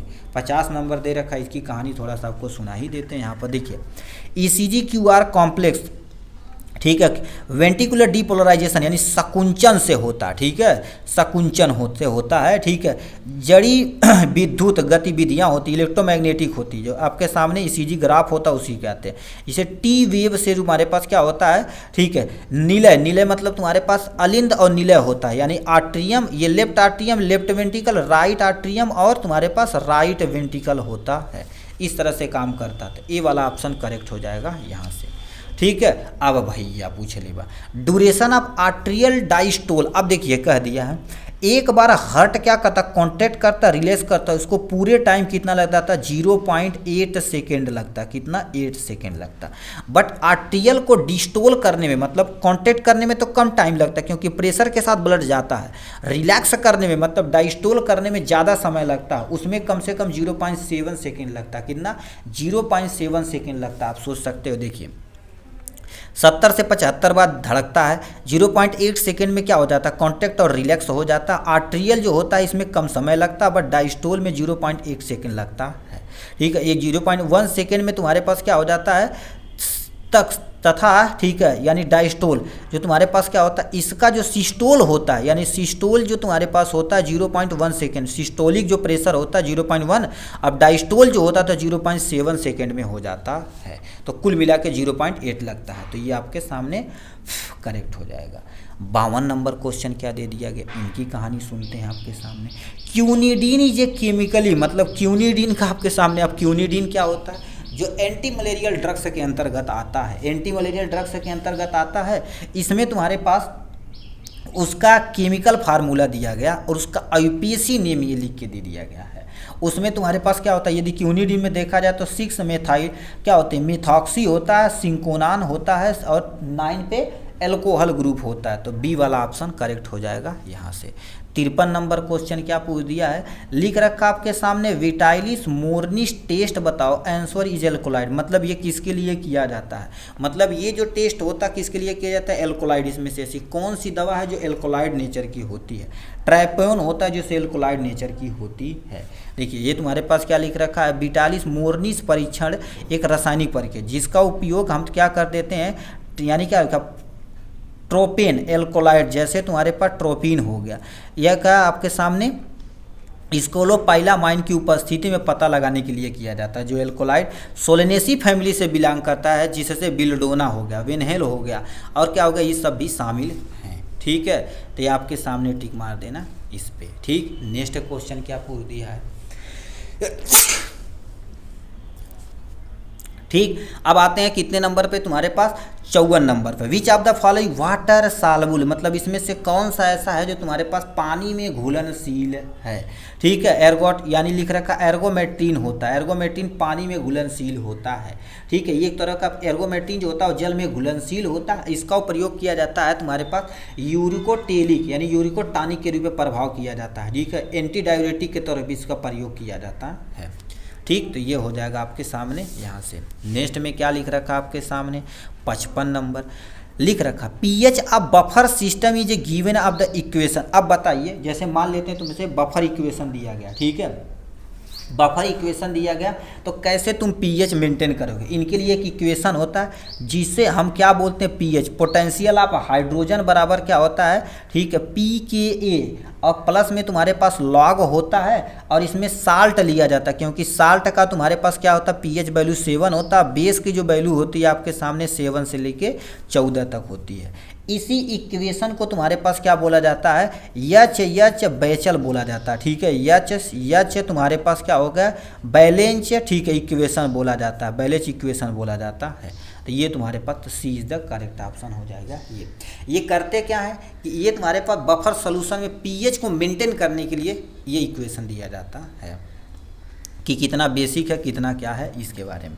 वेट ऑफ, ठीक है, weight of volume is a solution है, मतलब ये दिया गया। अब ध्यान से सुनिए ये क्या होता है, मतलब वेट जब कहेगा तो सबसे पहले क्या करना पड़ेगा, इसमें एक सोल्यूशन है, सोल्यूशन आपके सामने, ये आपके सामने सॉल्वेंट है, ठीक, सॉल्वेंट दिया गया वी के लिए, और इसमें जो घोला गया, याद रखना ये सॉल्वेंट जो है किस फॉर्म में है, लिक्विड फॉर्म में है, किस फॉर्म में, तभी वॉल्यूम प्रयोग किया गया। अब इसमें जो घोला जा रहा है वो किस फॉर्म में है, आपके सामने सॉलिड फॉर्म में है, जो वेट लिया गया है आपके सामने यहाँ से। अब इसका सॉल्यूशन है, यहाँ पर दिया गया है क्वेश्चन। अब ध्यान से सुनिए क्वेश्चन की तरफ। पहला क्वेश्चन क्या दे रखा, 1 part of weight of the solute in कितना 100 part of the volume of solvent. देखो ये तुम्हारे पास लिक्विड यानी सॉल्वेंट हो गया, जो घोल रहा है आपके सामने सॉल्यूट हो गया, तो ये करेक्ट हो जाएगा आपके सामने यहाँ से। ये खत्म हो गया, ठीक है। देखो वॉल्यूम और वॉल्यूम दिया था भैया, इसके लिए V बाई वी का प्रयोग करना पड़ेगा, volume by volume. 1 part weight और वेट यानी वेट बाई वेट ऐसे रहेगा तब होगा, ठीक है। 1 पार्ट ये V दिया है और ये तुम्हारे पास क्या होगा, V और W दिया गया। अब इसके लिए लिखा जाए तो तुम्हारे पास देखो वेट दिया गया, तो वेट और वॉल्यूम दिया गया था V, वेट बाई वॉल्यूम, तो ये आपके सामने ए इज द करेक्ट ऑप्शन हो जाएगा यहाँ।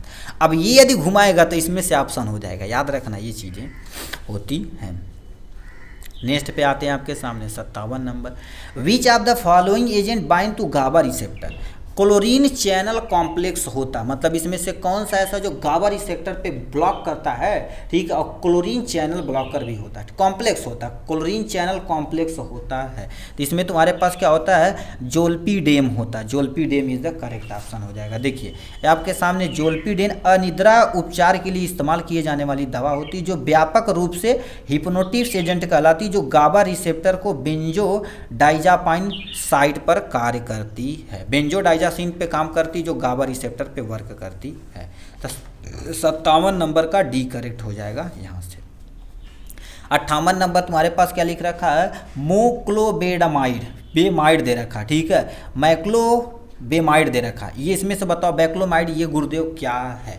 बैक्लोमाइड देखा जाए तो एक तरह का, ठीक है, मॉक इनहिबिटर के अंतर्गत आता है, ठीक है, मॉक इनहिबिटर ये आपके सामने, ठीक है, ये आपके सामने मॉक इनहिबिटर के अंतर्गत आता है, ठीक। तो इस पे टिक मार देंगे यहाँ से। देखिए क्या लिख रखा आपके सामने, मोनोएमीन ऑक्सीडेज अवरोधक होता है, इनहिबिटर होता है। इसका उपयोग निश्चित प्रकार के मानसिक अवरोधक, यानी तुम्हारे पास जब किसी पर्सन को जैसे डिप्रेशन में चला गया तो उसमें लिए प्रयोग किया जाएगा।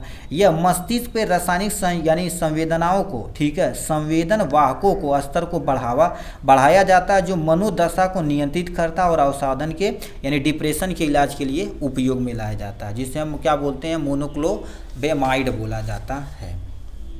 ये आपके सामने C is the correct option हो जाएगा। 59 नंबर क्या दे रखा है, menadione is use to of coagulation. Coagulation क्या होता है, एक तरह का जैसे थक्का बनाने में रोकने का काम करता है, ठीक है। ये एंटी कोगुलेंट रहेगा, थोकने यानी तुम्हारे पर रोकने का, कोगुलेशन रहेगा तो बनाने के लिए प्रयोग किया जाता है। इसमें कौन सी दवाइयाँ होती हैं, उस पर क्या होती है, नेप्थो, ठीक है, नेप्थो क्यूनान डेरिवेटिव होता है, तो B is the correct option हो जाएगा यहाँ से, ठीक है। ये क्या करती है, ये पहुँचते विटामिन हमारे शरीर के अंदर विटामिन के को इनहिबिट करती है, ठीक है। देखो ये साफ साफ लिख रखा आपके सामने, जमाव के रूप में उपयोग किया जाता है। मेनाडियोन एक, ठीक है, लिख रखा नेप्थो क्यूनिन व्युत्पन्न होता है इसका, जिसे हम क्या कर देते हैं, विटामिन के 3 के रूप में जाना जाता है। जो अब इसमें यदि ज़्यादा अमाउंट में होगा तब भी दिक्कत होगा, कम अमाउंट में होगा तो तब भी दिक्कत होगा। तो बी यानी B is the correct option. इसमें से नोबल गैस कौन सी है, नोबल गैस क्या होती है, हीना, नीना और कटरीना जीती रहें। इतनी तुम्हारे पास नोबल गैस होती है, इसके अलावा कोई भी नोबल गैस नहीं होती। हीलियम, नियॉन, आर्गन, क्रिप्टॉन, जेनान और रेडान होता है। ठीक है, तो नाइट्रोजन देखा जाए तो ये तुम्हारे पास क्या होती है, एक अधातु होती है, यानी नॉन मेटल होता है। क्या होता है, नॉन मेटल होता है। ठीक, ऑक्सीजन भी तुम्हारे पास नॉन मेटल होता है। हीलियम एक तुम्हारे पास नोबल गैस होती है। नोबल गैस ऐसी गैस होती है जो किसी के साथ रिएक्शन नहीं करती, तो noble gas is also known as inert gas बोला जाता है। इनर्ट गैस बोला जाता है। क्यों नोबल गैस इसलिए बोला जाता है कि जितने भी वैज्ञानिक ने डिस्कवर किया सबको नोबल प्राइज प्राप्त किया गया था। तो ए वाला सॉरी सी वाला इज द करेक्ट आ जाए। क्लोरीन देखा जाए तो इसकी तुम्हारे पास है।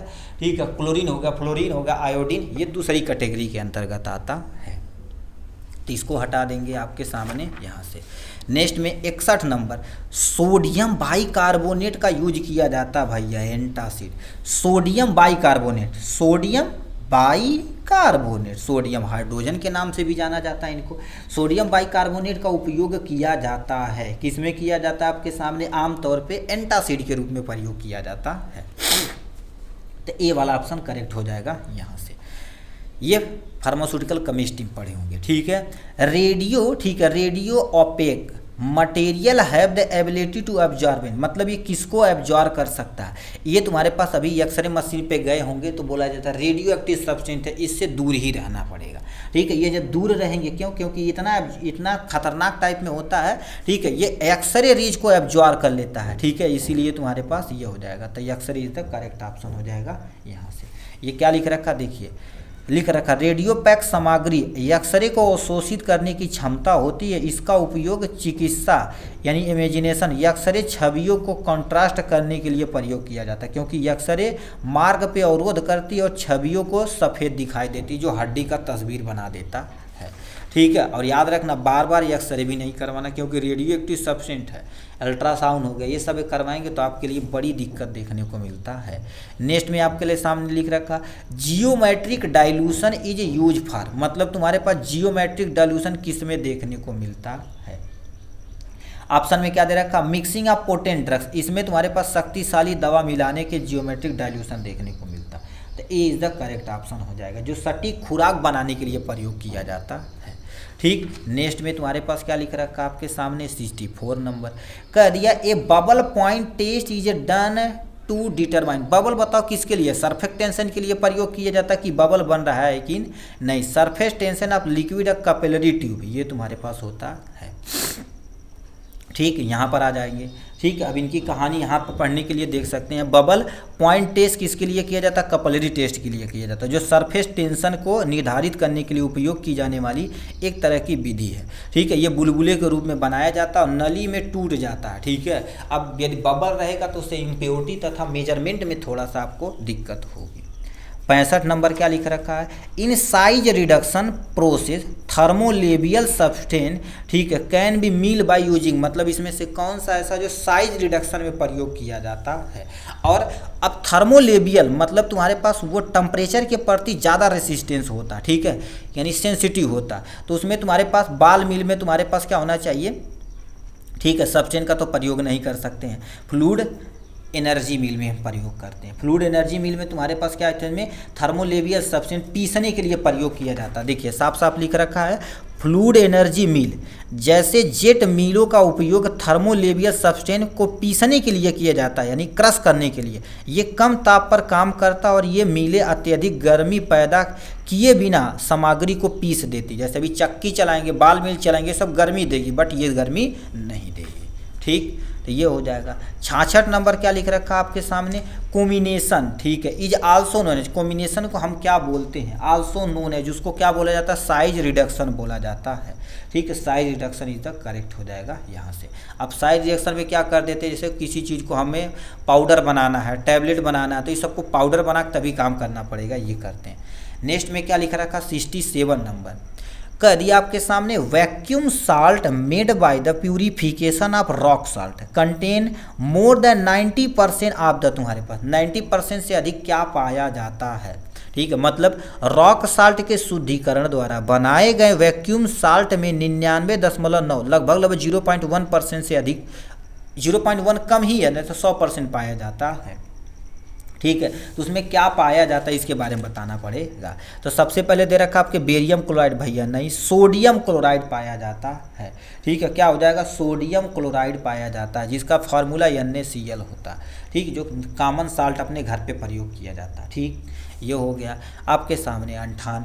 68 नंबर क्या दे रखा, विच of the following not component of pharmaceutical aerosol, मतलब इसमें तुम्हारे पास फार्मास्यूटिकल एरोसॉल क्या होता है, जो स्प्रे होता है, इसमें से कौन सा भाग नहीं है। प्रोपेलेंट तो होना ही होना चाहिए, कंटेनर जिसमें रखना उसे तो होना ही नहीं चाहिए, वाल तुम्हारे पास होना ही होना चाहिए, वाल मतलब दाबेंगे तभी तो निकलेगा, रोल ट्यूब नहीं होना चाहिए। अब इसकी कहानी तुम छोड़ दो, सेंट कभी मारे होंगे, जो मारते हैं ना, तो उसमें कंटेनर जिसमें रखा जाता है, कंटेनर जिसको दाबते हो वाल, प्रोपेलेंट मतलब जिससे निकलता है। बट रोल, कभी रोलिन देखे होंगे ना, परफ्यूम की तरह होता है, ऐसे कपड़े पर ऐसे रोल किया जाता है, तो वो उसके अंतर्गत आता है, एरोसॉल के अंतर्गत नहीं आता। तो ये component is the correct option हो जाएगा यहाँ क्वेश्चन के अकॉर्डिंग। 69 नंबर क्या लिख रखा है, 5 ग्रेन एस्प्रिन, मतलब 1 2 3 4 5 ग्रेन एस्प्रिन है। ठीक है, वो लगभग कितने mg के बराबर होगा। अब इनकी कहानियाँ सुनिए। यदि नॉर्मल 5 ग्रेन हमसे पूछा गया, कितना, 5 ग्रेन पूछा गया। अब इसमें 1 ग्रेन का जो तुम्हारे पास रहता है, 1 ग्रेन जो रहता है, ठीक है, 1 ग्रेन लगभग तुम्हारे पास 65 या 64.8 mg होता है। ठीक है, अब 5 से हम क्या कर देंगे, इसमें मल्टीपल करेंगे। जब 5 से मल्टीपल करेंगे तो आपके सामने 325 लगभग में आएगा। ठीक है, और लगभग 325 mg आएगा, तो इतना। अब देखिए साफ साफ लिख रखा आपके सामने, एस्प्रिन, 1 ग्रेन एस्प्रिन लगभग इतने mg के बराबर होता, 5 रहेगा तो लगभग इतने के बराबर रहेगा। मल्टीपल कर देंगे तो काम हो जाएगा। तो ये हो जाएगा। Dose formula corresponding the body weight, मतलब किसी का डोज का फार्मूला बताना है। ठीक है, डोज का फार्मूला बताना था, किसके अकॉर्डिंग हम बनाएंगे। ठीक है, किसके अकॉर्डिंग बनाएंगे। अब बच्चे का डोज करने के लिए तुम्हारे पास करते क्या है, सबसे पहले तुम्हारे पास डोज, ठीक है, डोज फॉर चिल्ड्रन हो जाएगा। क्या हो जाएगा आपके सामने, डोज फॉर चिल्ड्रन हो जाएगा। बराबर में सबसे पहले क्या कर देते हैं, चाइल्ड का हम वेट लेते हैं। याद रखना, चाइल्ड का वेट लिया जाता पाउंड, LBS में लिया जाता। अब बटे में 150 और गुणे में आपके सामने क्या होता है, एडल्ट डोज होता। क्या होता, एडल्ट डोज। अब इसको बताने वाले वैज्ञानिक का नाम तुम्हारे पास काल्स फार्मूला होता। क्या होगा, काल्स फार्मूला, इससे पता कर सकते हो। तो B is the correct option हो जाएगा यहाँ से। इस तरह से देखा जाए तो इतना जो क्वेश्चन था आपके सामने फार्मा वाले पोर्शन से, अब इधर जितना भी क्वेश्चन नीचे पूछा जाएगा ये आपके सामने नॉन फार्मा वाले पोर्शन से पूछा जाएगा। मतलब साइंस, GK, GS, मैथ, ये सारी कहानी आएगी इधर से। क्या क्या दिया गया ध्यान से सुनिए। पौधों में 5 समूह में बांटा गया है, ये 9th से क्वेश्चन दिया गया है। ठीक है, जैसे सुने होंगे पौधे को क्या कर दिया जाता है, टेरिडोफाइटा, ब्रायोडोफाइटा, ठीक है, जिम्नोस्पर्म, अनजिम्नोस्पर्म, एल्गी, प्लांट, ये सब बांटा जाता है। तो ये टेरिडोफाइटा को बांटा जाता है, प्लांट के अंतर्गत आता है। ब्रायोफाइटा प्लांट के अंतर्गत आता है। जिम्नोस्पर्म और अनजिम्नोस्पर्म प्लांट के अंतर्गत आता है। बट प्रोटोकार्ड देखा जाए तो तुम्हारे पास एनिमल के अंतर्गत आता है। यही इवोल्यूशन की पहली नींव मानी जाती है। अब आपके सामने कहाँ पर आ जाते हैं, 72 थायरॉक्सिन सिंथेलेशन में कौन सा तुम्हारे पास आवश्यक है। मतलब तुम्हारे पास थायरॉक्सिन के बारे में पूछा है, क्योंकि थायराइड ग्लैंड से निकलता है। ठीक है, इसके लिए क्या चाहिए आपके सामने, आयोडीन चाहिए। तो आयोडीन पे टिक मार देंगे यहाँ से। 73 नंबर क्वेश्चन क्या पूछ दिया, इनकी कहानी। अब आगे थोड़ा सा चलते हैं। कह दिया रक्त स्कंदन यानी ब्लड क्लॉटिंग में बताओ कौन मदद करता है। यानी ब्लड क्लॉटिंग में आपके सामने बोले थे प्लेटलेट्स काम करते हैं। तो रक्त कणिका, तो यानी platelet is the correct option हो जाएगा यहाँ से। नेक्स्ट में दे रखा ऊतक के प्रकार ग्रंथियाँ बनाते हैं। मतलब इसमें से कौन सा ऐसा है जो ग्रंथियाँ बनाते हैं। इसमें एक तुम्हारे पास इपीथीलियल टिश्यू की एक पार्ट होते हैं, इपीथीलियम जो तुम्हारे पास टिश्यू होते हैं, इपीथीलियम टिश्यू में होते हैं। एक आपके सामने ग्लैंडुलर, ठीक है, ग्लैंडुलर इपीथीलियल टिश्यू होती है जो क्या कर देती है आपके सामने ग्रंथियों के लिए बनाती है। तो epithelial tissue is the correct option हो जाएगा यहाँ से। नर्वस टिश्यू सोचने के लिए होता है, मांसपेशियाँ जैसे मसल को कॉन्टेक्ट करता है, रिलैक्स करने के लिए संयोजी मतलब हड्डी, ब्लड, ये सब के बारे में होता है। ठीक, 75 नंबर क्वेश्चन क्या पूछ दिया, निम्नलिखित में से ताम्र अयस्क है। ताम्र अयस्क तुमसे पूछा गया है। ताम्र अयस्क बताओ कौन सा तुम्हारे पास है।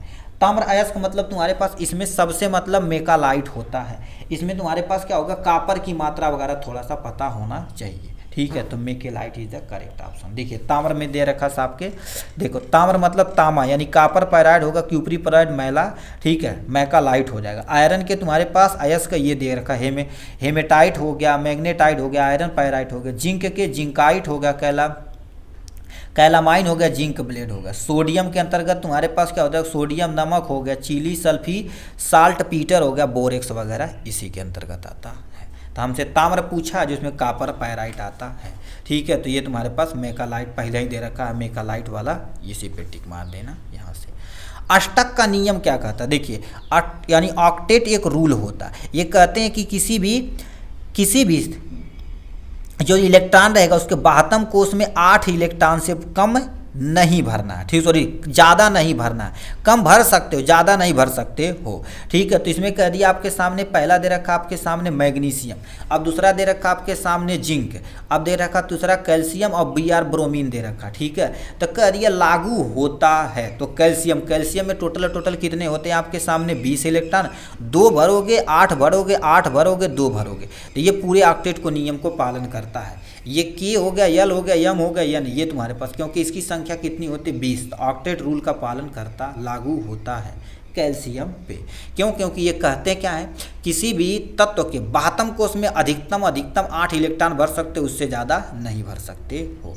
2 रहेगा तो 2 रहेगा तो ज़्यादा स्टेबल, 8 रहेगा तो सबसे ज़्यादा स्टेबल। 77 नंबर क्वेश्चन क्या दे दिया गया, आप कहानी आगे की तरफ चलते हैं। 77 नंबर में क्या लिखा, धातुओं की पतली तार के रूप में ढालने की विशेषता क्या कहलाती है। मतलब देखिए अभिक्रियाशीलता, अलग अलग धातु की अलग अलग अभिक्रियाशीलता होती है। पोटेशियम सबसे ज़्यादा यानी सक्रिय होता है, सोडियम होता है, ठीक है। सबसे नीचे आपके सामने प्लेटिनियम, सोना चांदी ये होता है। विलयता, यदि पिघलाएंगे तभी पिघलेगा, नहीं तो नहीं हो। आघात वर्धिता, जिसको पीठ के चद्दर के फार्म में, ठीक है, तार के फार्म में नहीं, चद्दर के फार्म में, चादर के फार्म में करेंगे तो उसे आघात वर्धिता बोला। तन्यता मतलब जिसको पीठ के तर के तार के रूप में किया जाता है। और बेस्ट तार जो होता है तुम्हारे पास सोना होता है। अब तुम सोच सकते हो सोना को 1 ग्राम सोने से लगभग 1 किलोमीटर से 2 किलोमीटर तक तुम तार बना सकते हो। कितना, 1 से लेके 2 किलोमीटर। सबसे ज़्यादा अच्छा तन्यता किसमें देखने को मिलता है, सोना में। तो ये धातुओं का ये गुण होता है। विद्युत धारा को मापने के लिए किसका उपयोग किया जाता है, विद्युत धारा को नापने के लिए ए मीटर का प्रयोग किया जाता है। आपका गैल्वेनोमीटर ये क्या कर देते हैं, धारा की दिशा बताता, याद रखना ये धारा की दिशा बताता, क्या होगा, दिशा बताता। अब वोल्ट मीटर जो तुम्हारे पास होता है ये विभवांतर बताता कि कितना विभवांतर बताता, यानी पोटेंशियल डिफरेंस बताता है। ये लिख रखा आपके सामने पोटेशियोमीटर ही का, पोटेशियोमीटर पता नहीं हमको आज में सुन रहे हैं, ठीक है। तो ए मीटर, ये विद्युत धारा को कौन नापता, अमीटर नापता है, ठीक। तो ये हो जाएगा करेक्ट ऑप्शन यहाँ से, ये हो गया। अब कहाँ गया जी, ठीक है, यहाँ बचा हुआ है 78 79 यहाँ दे रखा आपके सामने।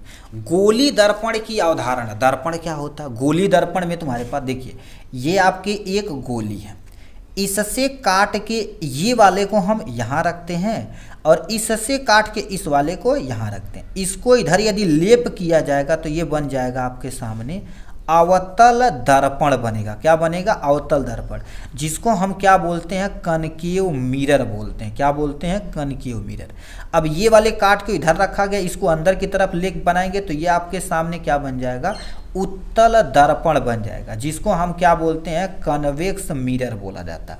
अब बताओ ये प्रकाश के विकिरण को करता है, नहीं। प्रकाश के अपवर्तन को लिए लेंस चाहिए, दर्पण नहीं चाहिए, तो ये भी गलत हो जाएगा। प्रकाश का प्रकीर्णन मतलब फैलना, जैसे आकाश का नीला दिखाई देना प्रकाश के प्रकीर्णन के कारण होता है। प्रकाश का परावर्तन क्या होता है, जब कोई प्रकाश किसी सरफेस पे, पॉलिश सरफेस पे गिरती है, टक्कर मार के जब वापस चली जाती है, उस घटना को प्रकाश का परावर्तन बोलते हैं। तो जो दर्पण में होता है, तो D is the correct option हो जाएगा यहाँ से।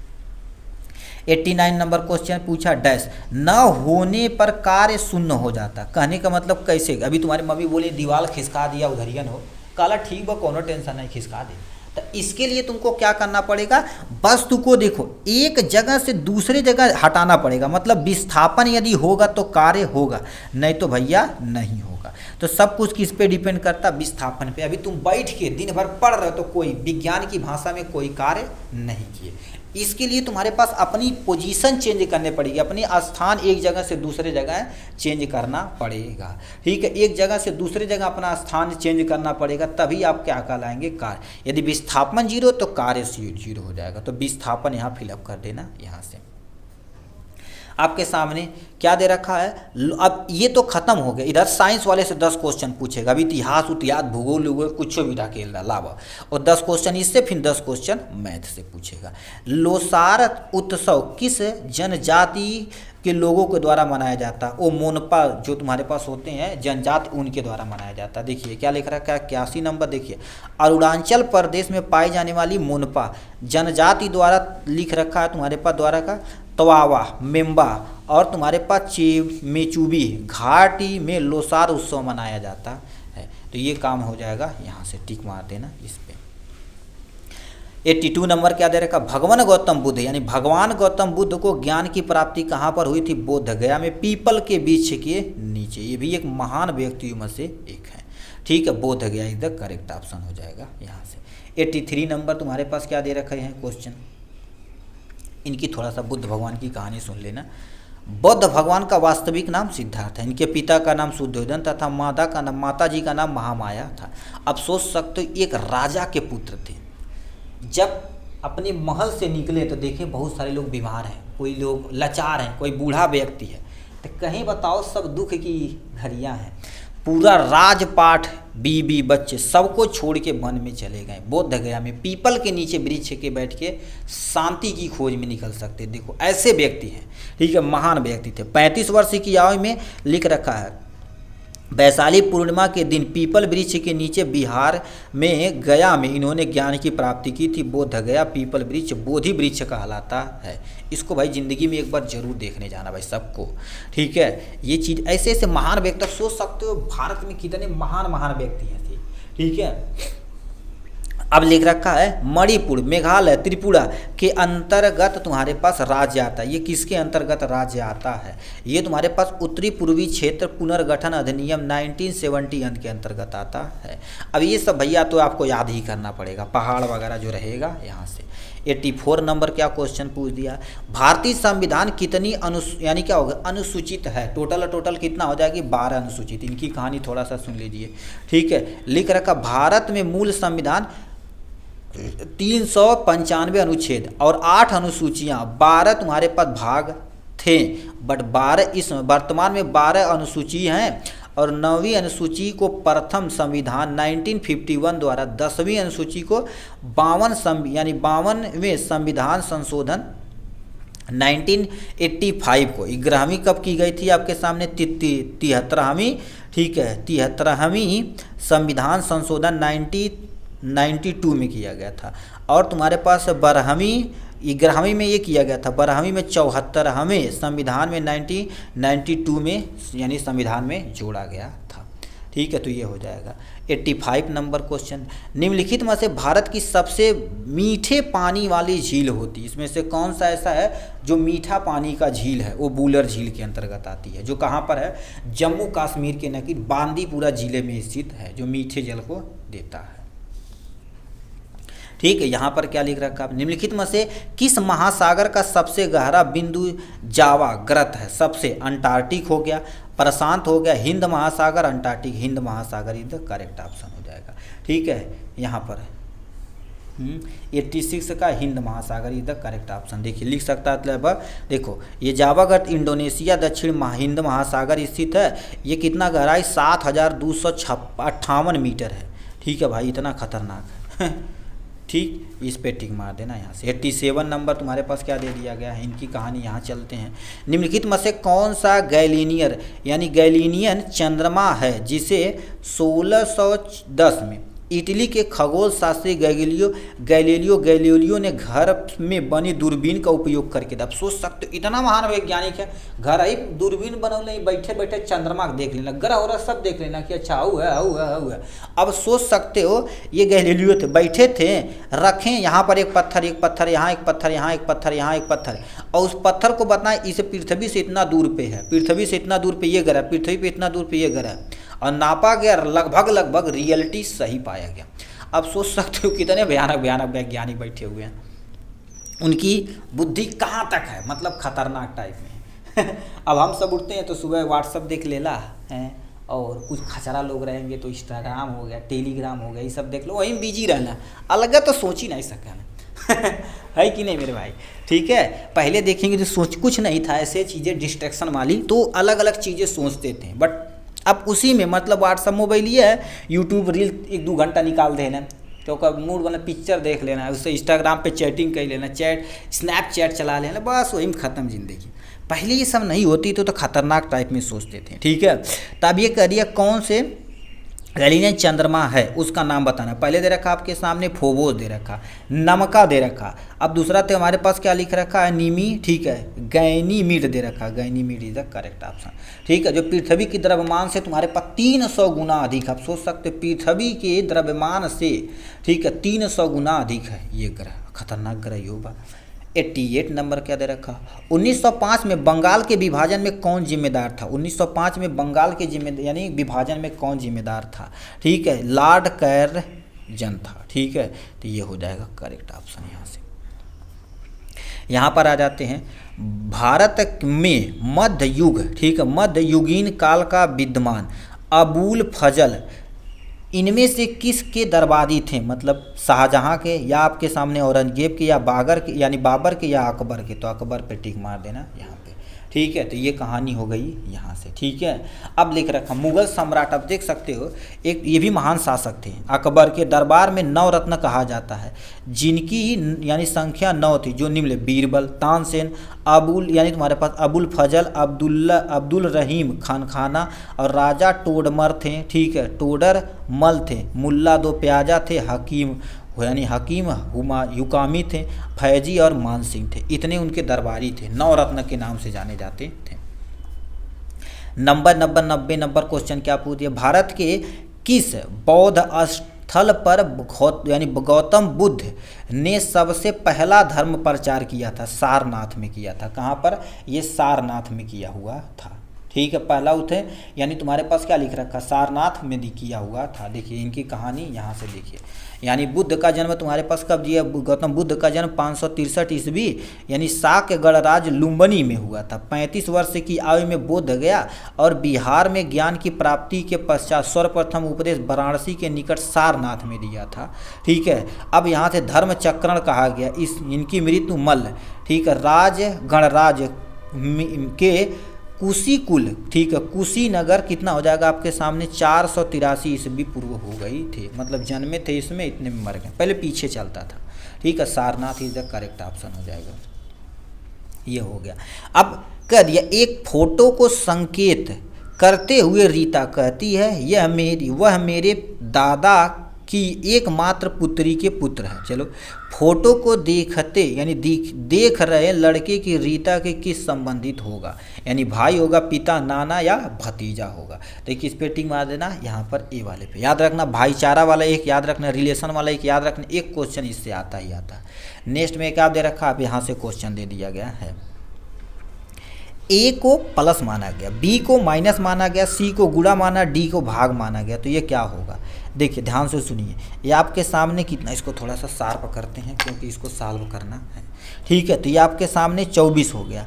अब डी दिया है, डी को क्या माने, भाग माने हैं, तो इसको भाग दे देते हैं, भाग 8 दे देते हैं।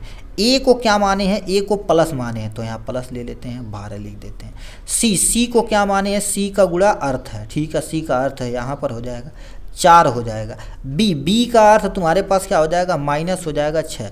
अब 8 तिरिक 24 हो जाएगा, बोर्ड मास लगाना यहाँ 12, अब 12 बोर्ड मास, तो डिवीजन हो गया, मल्टीपल अब करते हैं, 8 कितना हो जाएगा, 12 12 दूजे बांटेंगे 36, 12 चौका 48, सीधे 48 लिख देते हैं। ठीक है, अब यहाँ से -6 हो जाएगा। तो हम क्या करते हैं, बोर्ड मार्क्स के अकॉर्डिंग डिवीजन मल्टीपल एडिशन करते हैं। ये कितना हो जाएगा आपके सामने, 51 माइनस में 6। इसका यदि तुम्हारे पास माइनस करेंगे तो 51 में से 6 जाएगा तो कितना बचेगा, 45 बचेगा। तो ये तुम्हारे पास A is the correct option हो जाएगा यहाँ से। ठीक है, माइनस भी कर लेता है। ठीक है, ये क्वेश्चन 93 नंबर दे रखा है। एक पैटर्न को ध्यानपूर्वक देखना है। ठीक है, ये पैटर्न 7 और 7, यहाँ पर 7 2 दिया गया, 7 यानी 8 यहाँ पर 8 16 4 6 दिया गया, 17 5 और यहाँ 4 यहाँ 8 दिया गया, 27 ये गायब कर दिया। इसी को हमको ज्ञात करना। चलो कौन सा ट्रिक लगाया जाए, 7 7 और डिवीजन हम क्या कर देते हैं।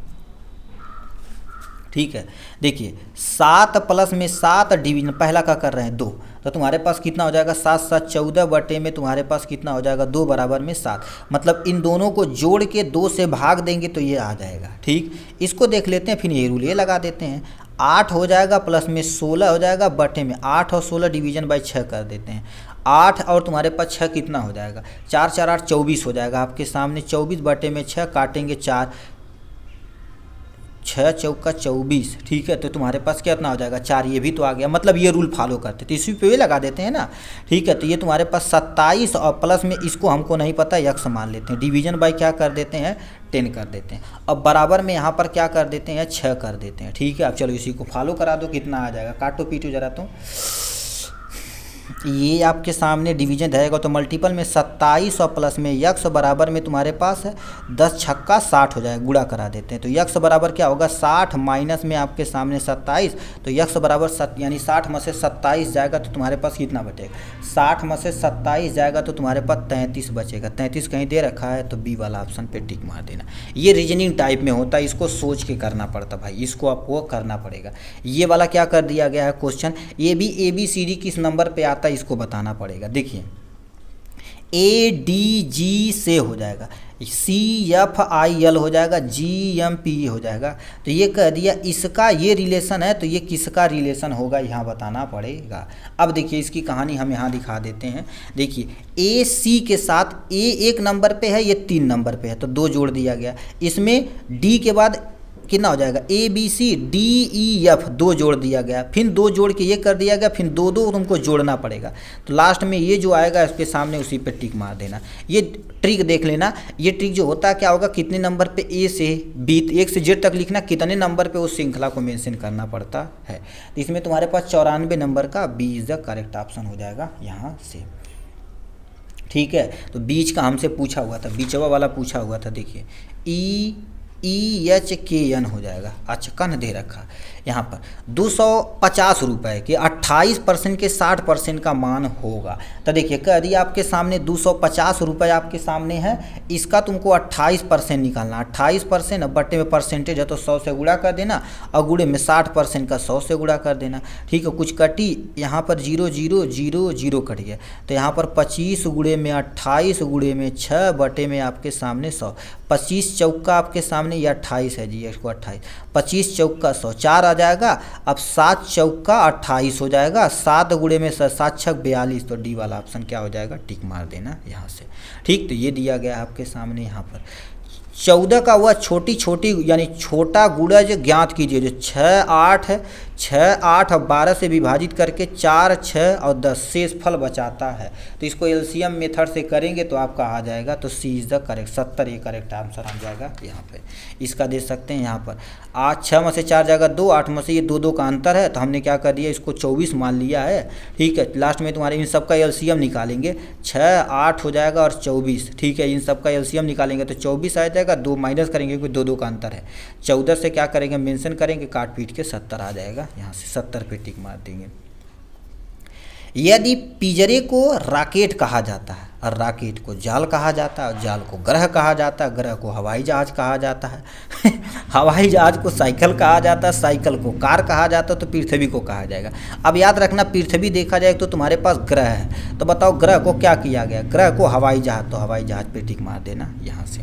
ये दे रखा, इनका योग बताना है, 5 बटे में 11 प्लस में 11 बटे में 5 हो जाएगा इन सब का। ठीक है, एलसीएम कितना हो जाएगा आपके सामने, 55 हो जाएगा। तो यहाँ पर आपके सामने 25 हो जाएगा और आपके सामने ठीक है 25 हो जाएगा और 121 हो जाएगा। इन दोनों को जोड़ेंगे तो 1 4 6 आ जाएगा, बटे में 55 आ जाएगा, यानी 164 बटे में 55, 164 यानी 46 है जी। लुप्त संख्या तुमको याद करनी, CAB यहाँ पर दिया गया, ABC, C तीसरे नंबर पे है, ठीक है, 1 नंबर पे है, 2 नंबर पे है, तो ये तो हो गया। अब बताओ A यानी 1 नंबर पे तुम्हारे पास कितना हो जाएगा, A हो जाएगा, ABC, C तुम्हारे पास हो जाएगा, ठीक है। ये आपके सामने ABC यहाँ पर, अच्छा नंबर बताना है जी, 99 नंबर का है, ठीक है। लुप्त संख्या बताना है, 3 अंक से बताना। रुको 13 नंबर पे बताओ क्या है, ये 3 अंक है, ये भी 3 अंक था, 13 1 मान लेना, इसको 1 मान लेना, इसको 13 नंबर पे तुम्हारे पास क्या है, यम है। दूसरे नंबर पे B है तुम्हारे पास, ठीक है। चौथे नंबर पे ABCD है, तो D दे रखा है, ठीक है, तो D हो गया। यहाँ पर ये D है, YMBD, तो C वाला ऑप्शन पे टिक मार देना। यहाँ पर आ जाते हैं तुम्हारे पास नेक्स्ट में 46 को विभाजित होने वाली, 46 से विभाजित होने वाली 4 अंकों की सबसे बड़ी सबसे छोटी संख्या, 4 अंकों की सबसे छोटी संख्या ये हो गया आपके सामने 47 से इसको विभाजित कर देना। 47 से विभाजित करेंगे कितनी बार जाएगा जी, इसको तुम 50 मानो, 2 बार तो ले ही जा सकते हैं, ठीक है, 2 बार ही हो जाएगा। 2 से गुणा करेंगे तो तुम्हारे पास कितना हो जाएगा, 90 4 94 हो जाएगा, 100 में से 94 जाएगा, 6 जीरो बचा देंगे 60 हो जाएगा। फिर एक बार ले जाते हैं, ठीक है, एक बार ले जाते हैं तो तुम्हारे पास कितना हो जाएगा, 40 7 47, फिर तुम्हारे पास कितना हो जाएगा, 13 हो जाएगा, ठीक है। तो आपके सामने 1000 जो दिया गया है उसी को हम 47, ये 47 और प्लस में 13 कर देते हैं, 47 और माइनस में 13 कर देते हैं, क्योंकि इसको घटाना पड़ेगा तभी तो प्राप्त होगा। तो 1000 हो जाएगा आपके सामने, यहाँ से प्लस में 47 में से 13 जाएगा तो आपके सामने कितना हो जाएगा, 34, 7 में से 4 जाएगा 3, 4 में से 1 जाएगा तो 3 आ जाएगा। अब इसको जोड़े जाएंगे तो 1000 ये 34, ये 1034 हो जाएगा, 1034 मतलब ये वाला ऑप्शन सही हो जाएगा। तो इस तरह से देखा जाए तो C तक हमने कवर कर लिया। एटलीस्ट 1 आवर में जो सेट नंबर पहला था A to Z तरीके से हमने इसको कवर अप करने की कोशिश की है। यदि ये कोशिश अच्छी लगी हो तो कमेंट बॉक्स में अपनी राय ज़रूर बताइएगा, ठीक है। और इस तरह से धीरे धीरे हम अपनी मंजिल की तरफ पहुंच रहे हैं। हर एक सेट आप अच्छे तरीके से एनालिसिस करके देखिएगा और ठीक है, इसका PDF लेके और मोबाइल पे अच्छे तरीके से आप क्या कर दीजिएगा, इसको पढ़िएगा, ठीक है। ये जितना जी सोल्यूशन वगैरह सब जो दिया गया है ना, ये सारी चीज़ें देखो, इसको PDF में सब मिलेगा। इस PDF की टोटल 384 पेज है। अब 8 और 100 रुपये बुक की प्राइस है, बट आपको केवल और केवल 70 रुपये में इसको प्रोवाइड करा दिया जाएगा। आप व्हाट्सअप पे मंगा के, यदि मान लेते आपके बगल बगल फ़ोटो कापी की प्रिंटर की दुकान होगी तो सस्ता थोड़ा सा करता होगा, ठीक है। अभी हमारे यहाँ बहुत सारे लड़के जाते हैं, गोरखपुर नाम सुने होंगे, ठीक है, जो योगी जी का शहर है, वहाँ पर 50 पैसा पर पेज, मतलब 150 रुपये में इसको पूरा प्रिंट करके किताब बना के आपको ईजिली दे देगा। ऐसे देखिए, ठीक है, देखो ऐसे टेप वोप मार के एकदम से ऐसे ईजिली दे देगा। ये पूरा, यही पूरा तुम्हारे पास है, ठीक। तो चलिए आज के लिए बस इतना ही, फिर मिलेंगे नेक्स्ट वीडियो में नेक्स्ट टॉपिक के साथ। तब तक के लिए bye bye and take care. अपना और अपनों का ख्याल रखिएगा, ज़िंदगी में हंसते रहिएगा भाई, कभी भी डिप्रेशन नहीं लीजिएगा, ठीक। टेंशन तो लेना ही नहीं है, टेंशन होगा तो डिप्रेशन होगा, डिप्रेशन होगा तो भैया एंटी डिप्रेशन दवा खा लाई जाएगी।